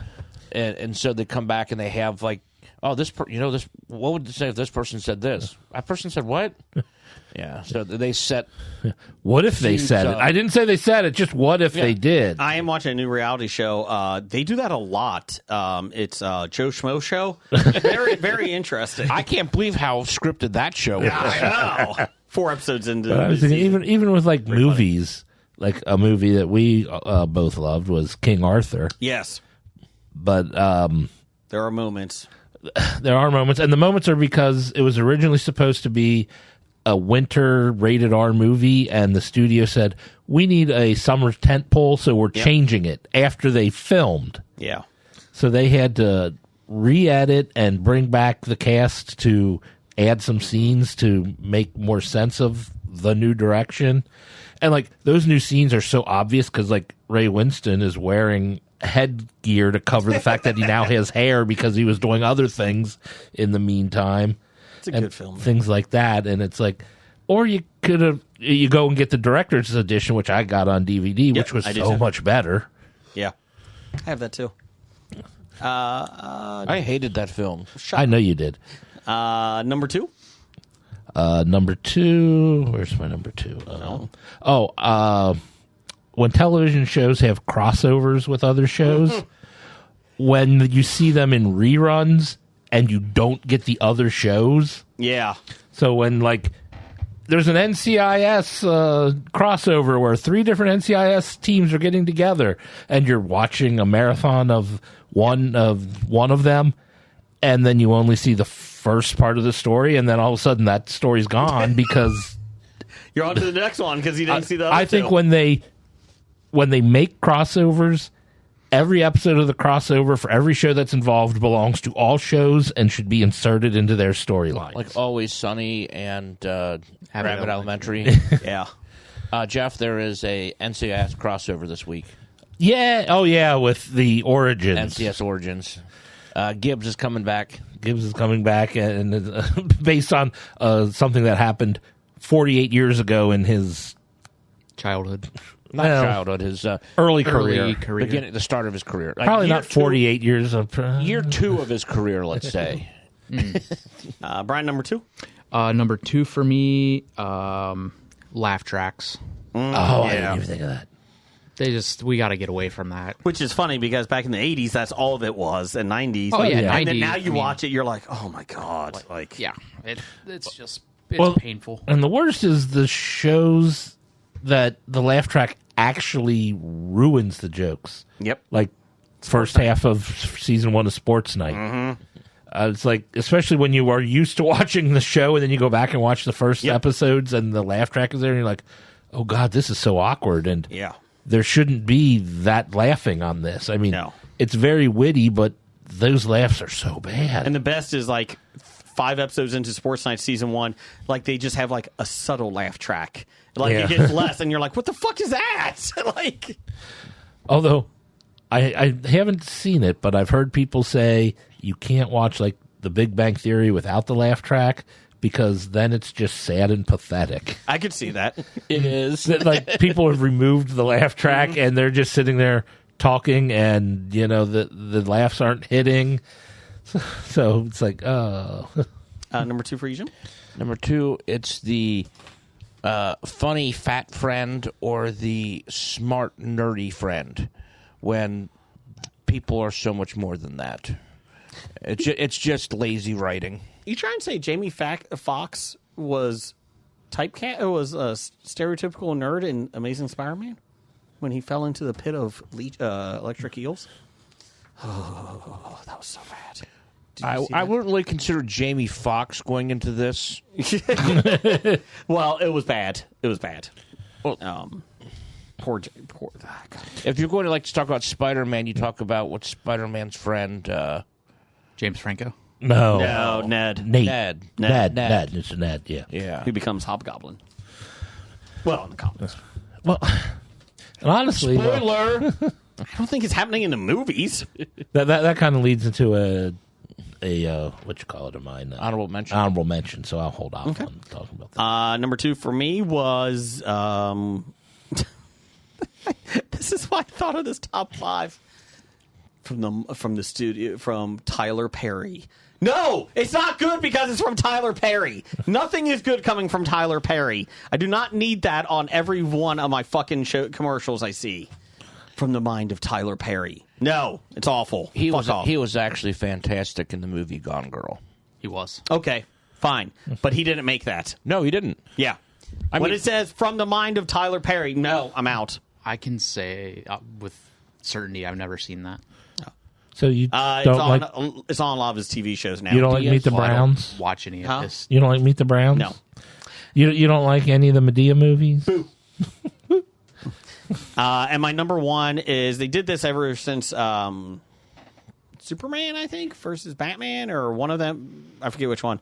Every big battle now takes place in an empty area of the city because they can't have people because people bitch so much. In the DC film, was it Superman versus Batman? I think it was the original Superman. Zack Snyder did because all the buildings were falling down, and everybody online went, "Oh my god, all the innocent people died! I can't believe they were okay with that." And literally every other film now from superheroes is they're battling like on an empty dock or a football stadium that's emptied out or an airport that's emptied. Yeah. I'm like, what the fuck? They specifically did that in Batman v Superman. Yeah, they cleared the city out. But part of it was because Batman was mad that Superman was knocking these buildings I down, know, but and it was so bad. and that's why he hated Superman. Well, let's go to the business district. Nobody's here after 6. What? What the fuck? Yeah. I'm going to fight you on the empty playground. That really irks me. But yeah, you're right. The airport in Captain America Civil War. It's like, whoa, we were able to empty the airport. And I'm like, no, you weren't. No. You were not able to empty an airport in Berlin. No. Okay, what else we got? My number 1, Yes. it's that the misunderstandings or lack of communication that lead to the trauma that could have easily been communicated and avoided. Yes. All it took was like you say one thing. It's like, oh, okay, we can do that. It's like, oh, I don't have time to tell you this. We just need to trust me. And when you can just explain it to them, they're like, oh, okay. Or in my case, if it's actually the book series, Wheel of Time. All right. I thought that's where you were really pointing that out. You could, the entire story would have been like one book if these group of people who are from the same small little village, who are childhood friends, could just trust their friends and say, hey, yeah, this is me, man. Or, hey, man, look at this. I found this. Think this is bad? I mean, you could have avoided everything. And it would have been, instead of like 12 books, it would have been like 84 pages. A short story by Stephen King. And it's everybody says like it's an epic story and everything. Like from front to like the actual story itself is good. The storytelling is not. Robert Jordan was not that good of a writer. What do you got? Okay, not all of the people can give me the hate now on.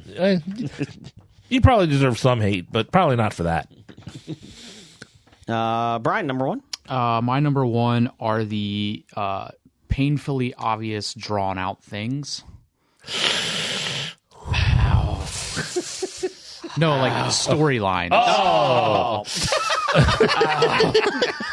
So you're referring to, as Jason brought up earlier, Riverdale.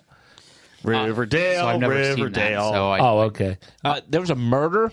There was a murder, and they talked about it for 3 episodes. Then it just went away until the end of the season because they had to draw it out to the end of the season. Didn't the guy die? Yeah, didn't the guy die? Aren't we trying to solve his murder? Okay, moving on. Oh, yeah, he did. Yeah. Oh, yeah, and you did it. Oh, you got me. That was an accident. Anyway, did you see Archie without a shirt on? So what made Yeah, me he's 40. what made me think of this is Law and Order SVU.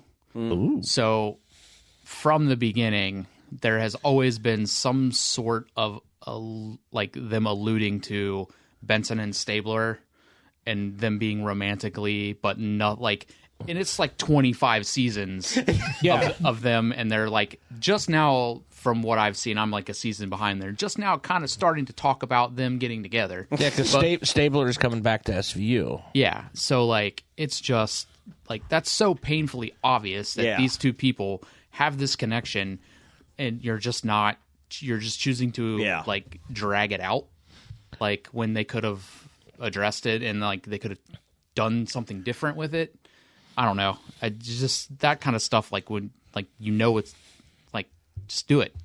Yeah, it's gonna happen. Or don't do it. Just that they have a bond that was not sexual. Right, and don't write it to make it seem like that's where they're going. Yeah. Like just write them that like they were just like they were really good friends. And they were partners for such a long time that they just know each other so well. That it doesn't have to become right. Yeah, it doesn't always have to go there. Right, exactly. Which is what Castle should have done. Yes. Number 1 for you, Jeff? Number 1, and this one I noticed, pretty much right before I left to come here. I had to adjust my list. People who bet wrong on Jeopardy. You hate that. I hate that so much. Was just watching yesterday's episode, having dinner, and at the end, I'm like, okay, this is what third person shouldn't bet, because if the other two get it wrong and bet, the way they're supposed to, they'll fall below you. So third person shouldn't be betting. Second person needs to bet between this and this, so the third person doesn't, can't pass them if they do bet at all. But if you you get it wrong and the first person gets it wrong, then they will still fall below you. Yeah. No, they both bet way too high and fell, and they all got it wrong. And the first person still won. When you're in second and third, you have to rely on somebody getting it wrong. Yeah, so you bet accordingly to that. You bet so that if you get it wrong and the person ahead of you gets it wrong, you're still ahead of them.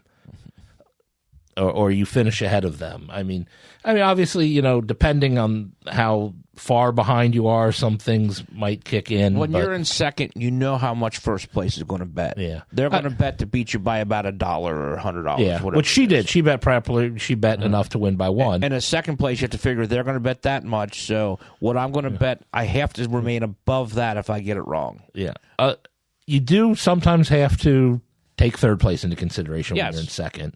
So it's like, okay, if this, so I need to finish hopefully above third place. So if I bet this, and then like today was perfect because that second place bet enough that if third place doubled up, they'd be ahead of them. But if they got it wrong, they would still be ahead of if first place got it wrong betting what they're supposed to bet. For more Jeopardy betting lessons, follow Jeff on DraftKings. It's my biggest television pet peeve. I'm watching, and I'm sure other shows that have betting things on that. But I'm like, there's a formula. Well, I mean, I can name that tune in 5 notes. No, you can't.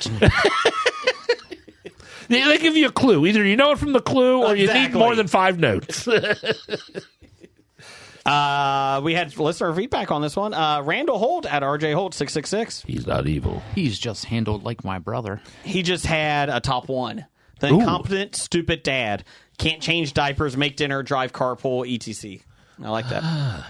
Underground Promotions. Hey, guys.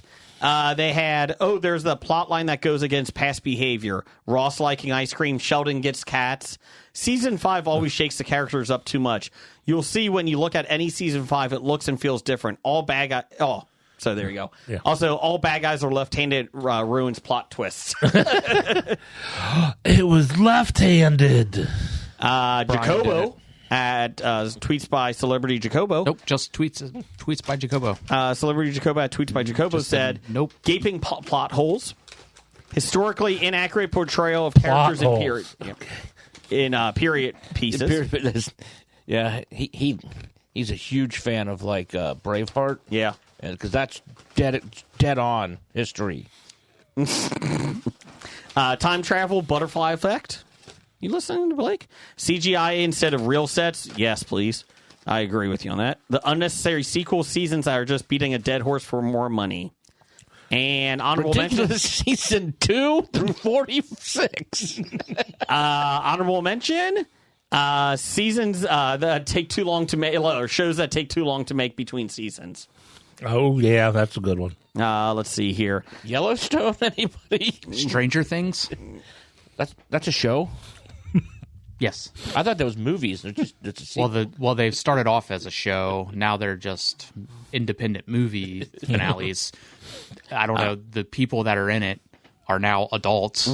Yeah, the fact that the 12-year-olds, when it was first came out, are now 25 years old playing 16-year-olds. Yeah, whatever. Worked for Riverdale.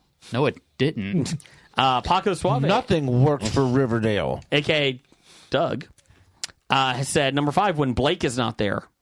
4, when no one brings peeps for Brian. Stork is on the show. When Jason doesn't sing Cher songs. And when there is no, I'm Megan. Wait, podcasts are the same as movies and television, right? Yeah, change approved. I mean, it is your list, Doug. If I could turn back. Shut it. We don't need Brian throwing up all over the studio. I could walk. Yeah, I've made it this long.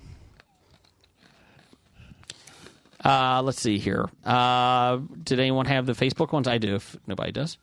I thought I had. I don't. I'm I sorry. got you. That's all right. I got them here. I didn't care enough to look those up. Thanks, Jim. Best color man in the business. Nick Mayer had actors who are clearly not trained or told to hold a musical instrument correctly. Villains monologuing and not killing the hero when they're trapped or cornered. Was it? That's a good one. Was it? What do you call it? Partridge Family, I think it was. Maybe they did. People watched them playing their instruments and played what they were playing and played that song underneath. Like they had the drummer hit and it's like, oh, it's gibberish. Coming Home to a Completely Dark House. Good call. He hobied it. Police procedurals. Female leads have their hair down to flow in the wind, even when chasing someone or in a shootout. And sheer volume of shots fired each episode. That's a good one. Oh wait, it's not bad if the character is played by Donnie Wahlberg. Oh, that's true. That's true. Because he's allowed to shoot as many times as he wants As long as he reloads his gun. and beat up as many people as he wants, and it's all okay. Number 1, there's always a parking spot to pull into. That one I thought about putting on mine. David Wynn had in an NFL game, the annoying sportscasters keep using the term physicality on sitcoms where a character commits a felony of some type, but no one cares. There's no police in the valley. There's no karate in the valley. No. There's plenty of karate. Oh yeah, sorry. Yes. On Law and karate. Order, the cops always blame 2 or 3 others for the crime. What a great defense to use for reasonable doubt. The CBS Evening News, when the show is done, they say, we'll be right back. Then after 3 minutes of commercials, all they say is, that's the evening news. Good night. I think 20 or 60 minutes used to do that. Hey, I got to pay the bills. Number 5, he's a good one. All political ads. There you go. 100% agree with that. And Blake had one. Oh yeah. Time travel. My one is telling people you might show up to the podcast and then never do. I don't know what you're talking about. Anyways, moving on. My honorable mention was when they cast people for an established role, whether it be like from a book or something, that takes away representation. Like me personally, I hate when you read a book and the main character in the book is a fat guy. And you're like, yeah, fat guy. I like fat guys because I'm one of them. And then they cast somebody else. Ryan Gosling. Yeah. I mean, specifically, I'm thinking the movie Holes. Mm-hmm. The main character is supposed to be a little fat kid, and they get Shia LaBeouf. Yeah. Or Ready Player One. It's supposed to be a chubby guy, and they get, I forgot the guy's Shia name. LaBeouf. The guy who looks like Shia LaBeouf. Yes. Yeah. Or in you get this where the guy's supposed to be a red-haired Irish guy, and they get a black guy to play him. Exactly. Morgan Freeman? Yeah. Red. Why do they call you Red? It's my red hair. And I'm sure other people, for race or sexuality or things like that, are also going to say, yeah, okay, you're whitewashing or straightwashing these characters just because. Ruby Rose says it she does every time doesn't get a role. Bad idea number. But are the characters supposed to all be gay that she tries out for? I mean, is that? I guess so. Bad idea number 609. Ruby Rose. So there you go. Brian, you got some Mad Libs down there? I had some honorable mentions. Okay, hurry up and go. I thought you were done. You had one. That was it. I didn't say any. Oh okay. It's when the good guys always hit and the bad guys always miss. Yep. That's the Stormtrooper effect. Yep.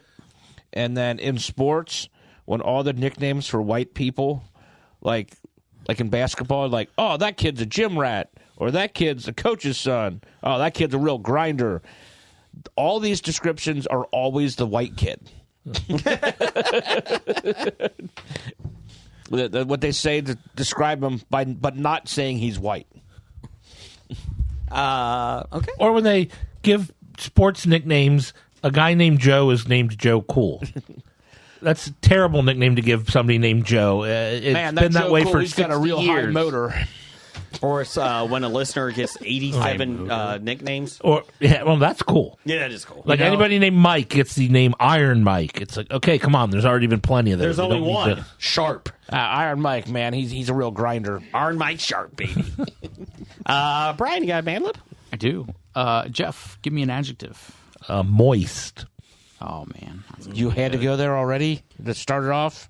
Jason, I've meant to use that for the last 2 weeks. So give me a type of building. Type of building. Funeral home. a moist funeral home. Way to go, Joe. I was going to say Bob's Country Bunker. Jim, give me a plural noun. Let's go with action figures. Collectibles. They're dolls. Toys. I got to play with one today. Needed. Jeff, give me a noun.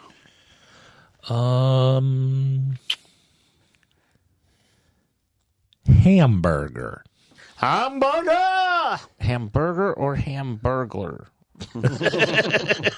Whichever Brian ends up writing down. Jason, give me a plural noun. Whips. Okay. Jim, give me a type of container. A chalice. Ooh. I was going to say that for a noun. Jeff, give me an animal. Sloth. Three-toed sloth. What's that? That's three-toed sloth. Be going very He quietly. was slowing him down. No.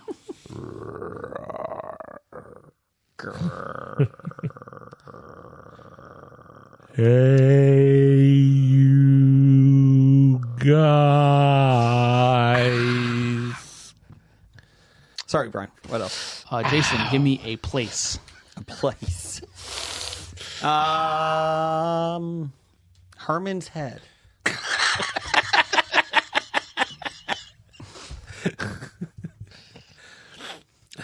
It is a place.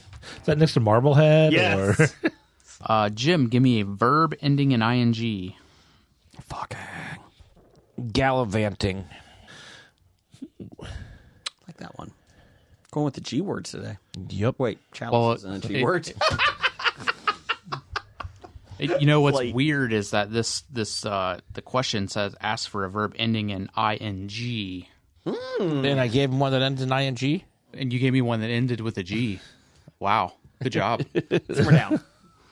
And beginning with a G.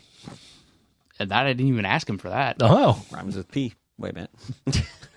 it stands for trouble. Wait.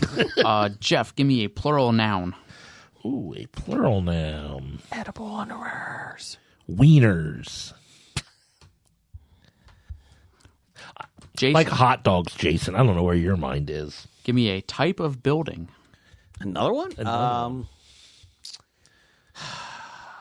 Illegal massage parlor. It has to be an illegal one. Oh, yeah, definitely.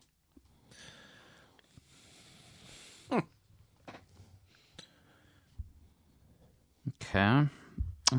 Jim, give me an adjective. An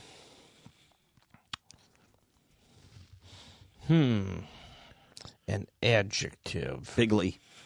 You've done that too many times. Largely. That one isn't an adjective. Smally.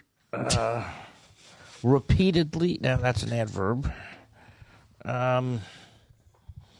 Repeated. Stank. Get that stank off me. Jeff, give me a plural noun. Purple drank. Oh, Feature Marcus Russell? Purple drinks. Drank. drank. Drank is the plural of drink No, it's when okay. it's purple. True. Silly me. Jason, give me a number. 372. Jim, give me a verb. Trap. Jeff, give me a noun. Jim keeps getting the verbs. I've got verbs ready to go, and you keep asking me for nouns. Gummy bear. Nah, we'll go peanut. Anyone want a peanut? All right, since we did pet peeves and movies or TV, I went with a TV-themed Mad Lib with Friends. Okay. So this is the one with all the antiques. The one with all the peeves. Okay. Rachel impresses Phoebe with her eye for so-called antiques, except Rachel has a dirty, moist secret. She gets them all at Pottery Funeral Home. Don't tell Phoebe. She hates mass-produced furniture. So Rachel makes up interesting stories for all the action figures she buys at Pottery Funeral Home. First, Rachel has bought an apothecary hamburglar. Oh. It holds 300 whips, Ooh. just like the apothecary tables of yore. Oh. Then she brought home an ornamental bird chalice, large. Rachel promises Phoebe that early colonial three-toed sloth merchants brought their birds to Herman's Head in it. They brought their three-toed sloth birds to the Herman's Head in it. That doesn't make it. Okay. Rachel also found a quote-unquote room separation apparatus, also from colonial times. While Phoebe and Rachel are gallivanting home, Phoebe spots all their wieners in the illegal massage parlor window display.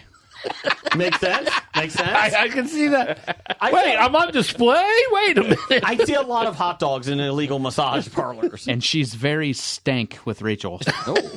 She hates mass-produced purple drink and wants her things to be 372 of a kind. But what she really, really wants is to trap that peanut in the window display. Like it. Colonial three-toed sloths. That's the title for one of my They got wieners and peanuts in the window display at the At Herman's Head. So title for the show, I have Colonial Three-Toed Sloths. I'm afraid how your brain works. I know my macros, and we told you no. I had chalice begins with G. I had... I'm not sure how that works. Yeah, I don't know how to spell. I looked it up. They had SSSSS ...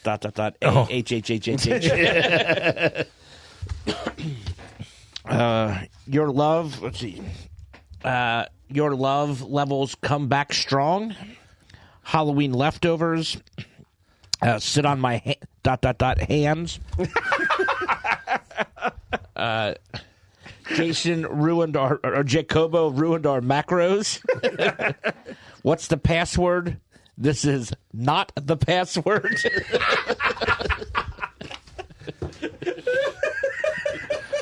We are in, though. Yes, I am back in. So you guys don't have to email us the password. Oh, you can. Go ahead. I mean, you can. It's hobbypod@gmail.com. That's right. Email us your favorite password. Next week, top 5 favorite passwords. I had The one I use for my banking. I had I'll Be Good This Week, A Civil Room, Blush and Blanchful,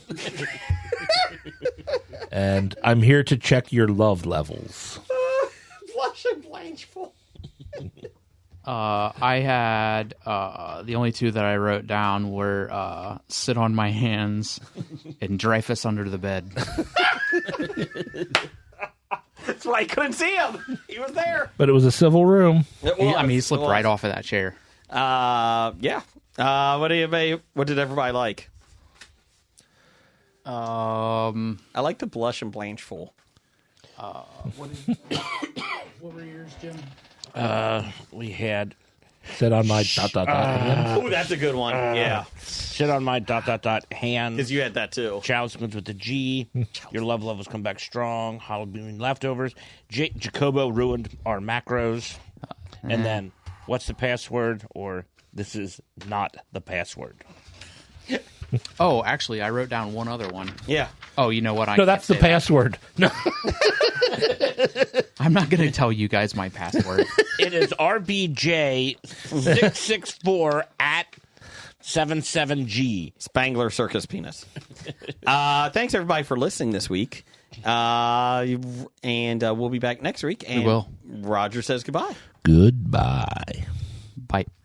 From Walking Dead to Talking Heads, from comic books to TV sets, there's a history. Not so bad, there's the history. It's the history of bad, so bad. The history of bad, it's bad. History of bad ideas. Podcast. You've been listening to Hobie.